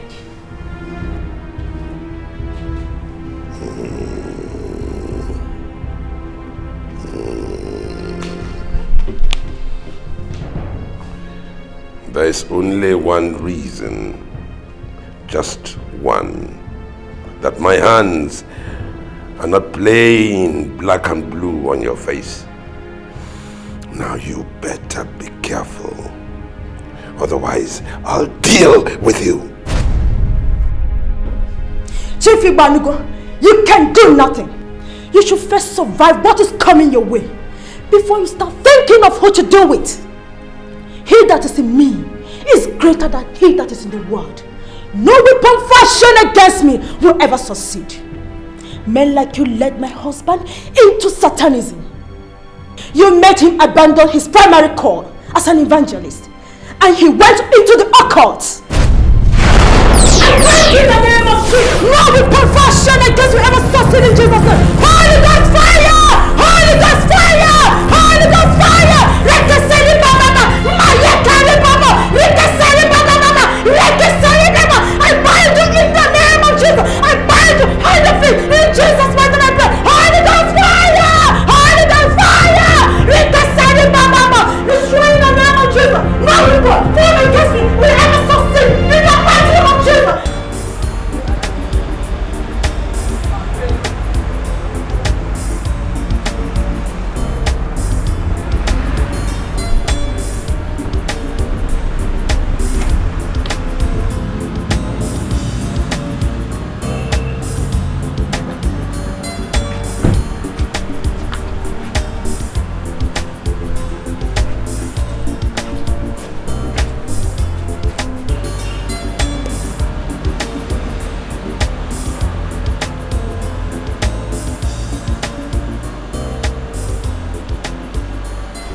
I told you, I said stay away from this pregnancy, then just leave it alone. I only wanted to get the truth. What truth do you want to know? What other truth is there? Whatever I told you is the truth. That is it. Tonya and I, we're in love. She's pregnant for me, and that is it. Period. We're going to get married soon. You're not her pregnant. She's pregnant with her brother, not for you, and she will never get married to you over my dead body.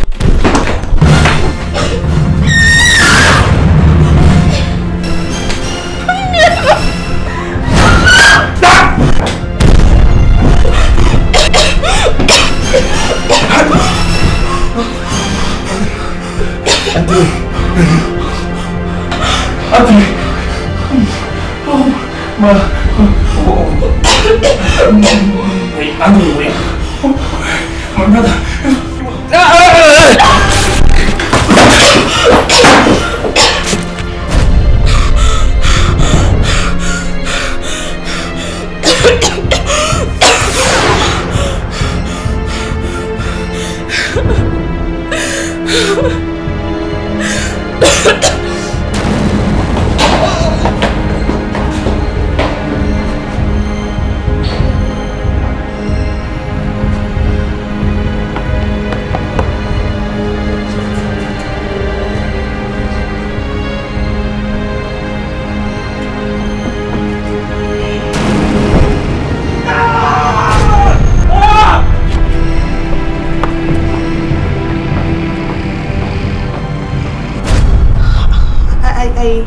I didn't want to tell you about the pregnancy because I didn't know how you were going to feel about it.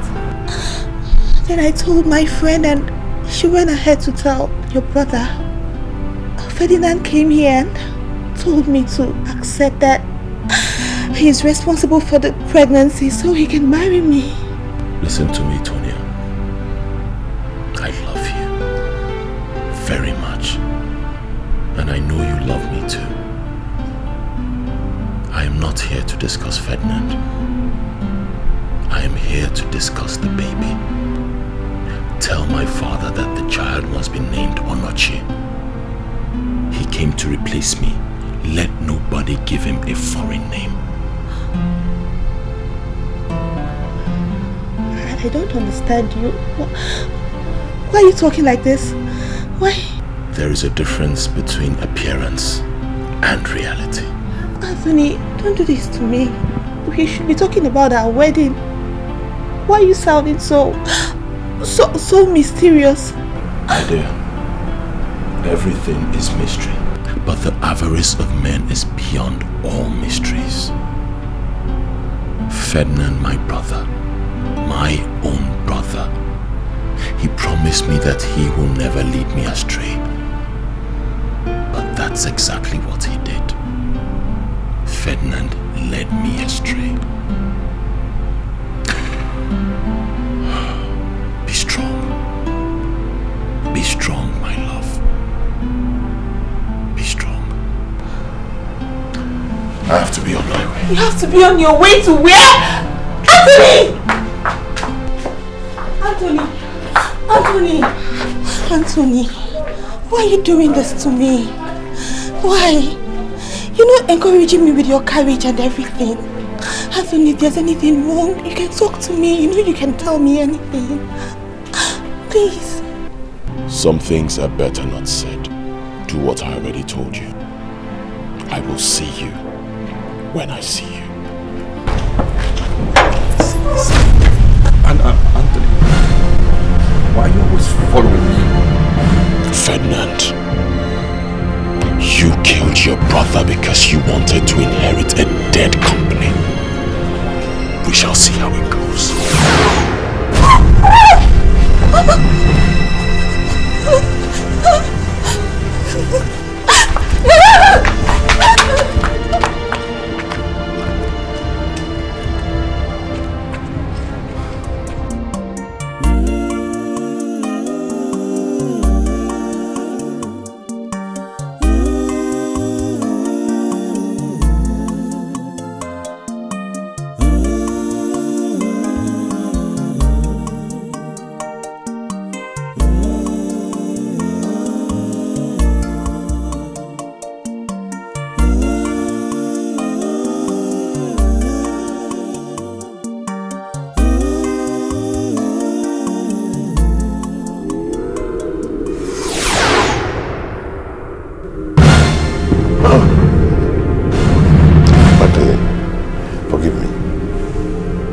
Please, forgive me.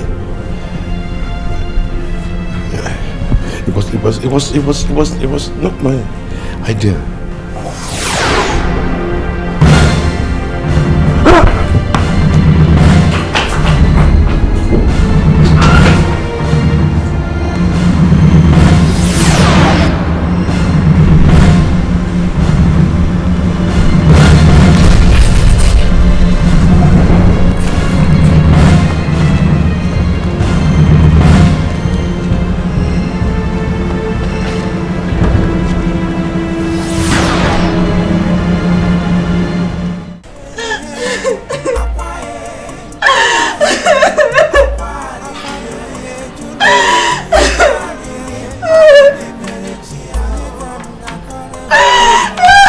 Hey! And so, why would Ferdinand kill his brother? Why? Huh? Hey! I told him he was going to destroy himself. Huh? Why did he kill my son? Huh?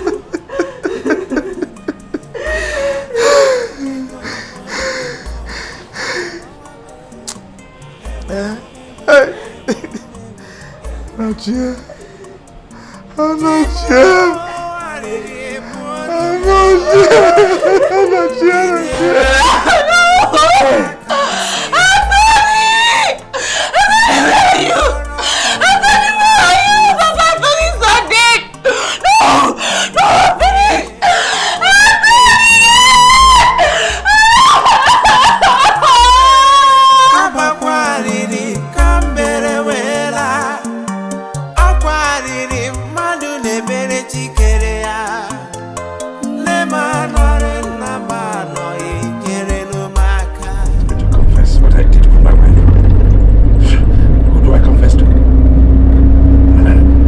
I confess anyway.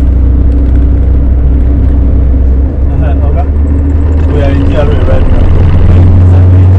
Am I taking you to? If you know the caliber of the person in this godforsaken taxi, then you will shut your smelly mouth. Sorry, sir. And drive. I'm sorry, sir. Drive me to Studio Bar, and that is on Studio Avenue. Okay, sir. I'm sorry, sir.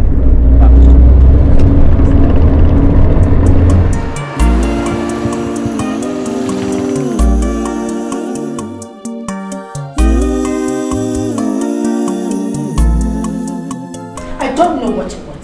I'm no longer comfortable with your presence. Well, I'm going to be here till you tell me what is going on. What is going on where? Look, why are you doing everything possible to link me to your ritual? Why? Because you are linked to the ritual. Your husband was the head of the ritual ceremony that I was a part of. He was the head. And now if you tell me he's not available, you solve this problem for me.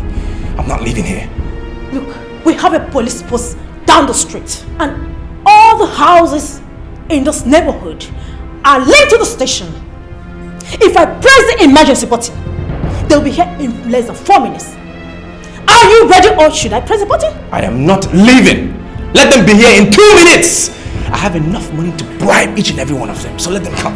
I'm ready. My problem is your husband put me in this mess that I find myself in, and I need to solve this problem. How on earth do you want me to solve the problem for Christ's sake? If you claim that he's dead, you solve the problem. Solve it! What do you mean? I don't care! I don't care!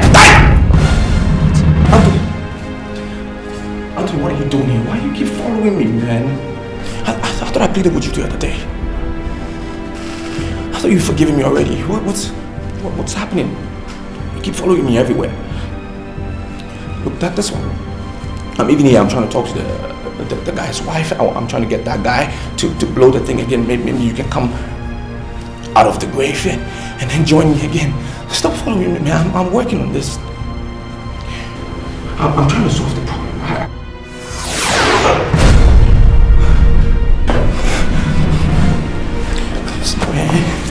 This boy is trying to kill me. He's trying to run me down. I shall never sit down in your house anymore because I can see you are not a competent in-law. You are responsible for the death of my sister, and I come to warn you that as long as you refuse to own up your abominable deeds, you shall continue to live in fears. You will know no peace all the rest of your life. Now come back here.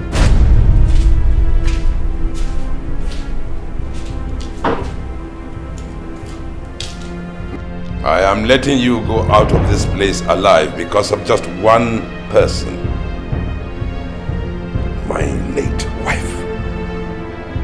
Now you ever do what you have just done just now, you will regret the day you were born. It's the people who do not know you that will panic at your rebuke. Me? I know you as a bunch of vanity and nothingness. Honestly. It is the people who call you Chief Igbanugo and you think you have arrived. You must tell the whole world what happened to my sister Magdalene, or else you face your eternal damnation.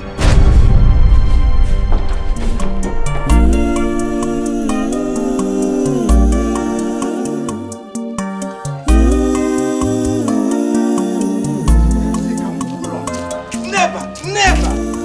How can? Nonsense. Because he has money, then everybody will bow for him. No way. In this life, so much work to do. The beauty of life lies in dignity. Make you not think, say another get, make you first to get.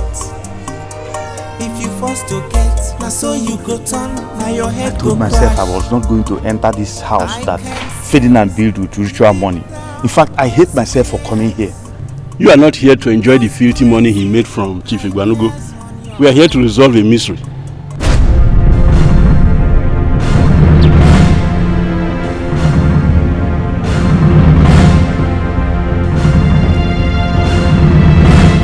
Is that not Anthony, my son? He's alive. Don't go to him. We must be sure who is standing over there. That is Anthony, my son. It's Anthony. Come. Tonia, your daughter-in-law, told you that Anthony disappeared before our very eyes. We can't assume that is Anthony until he speaks.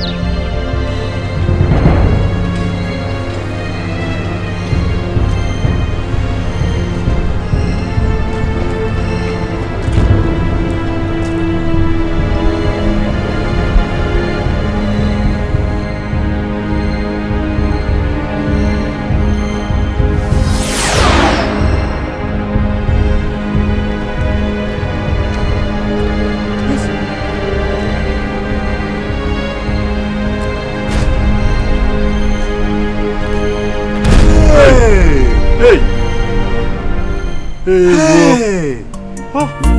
See what has become of you. I told you that when this thing you are planning gets matured, you are going to be the one that will be destroyed. Look at now. Look at the situation you find yourself. To tell you the truth, I don't even regret what has happened to you. I don't regret it. It's okay. Huh? Look at. Let us go.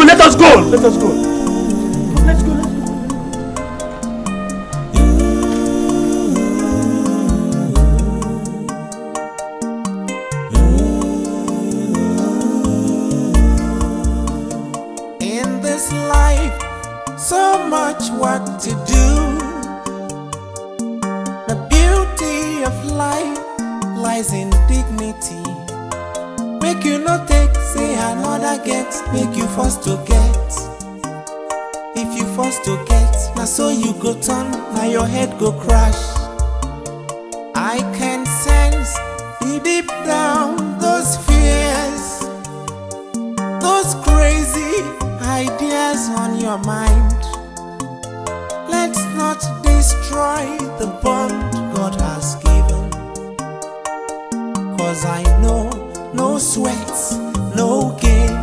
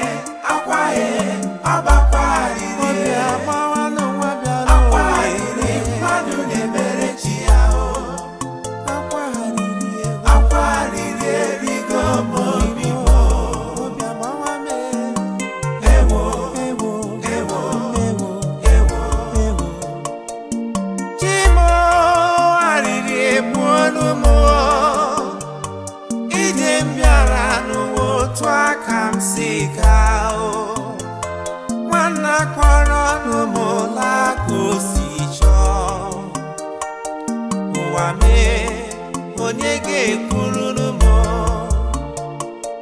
akwa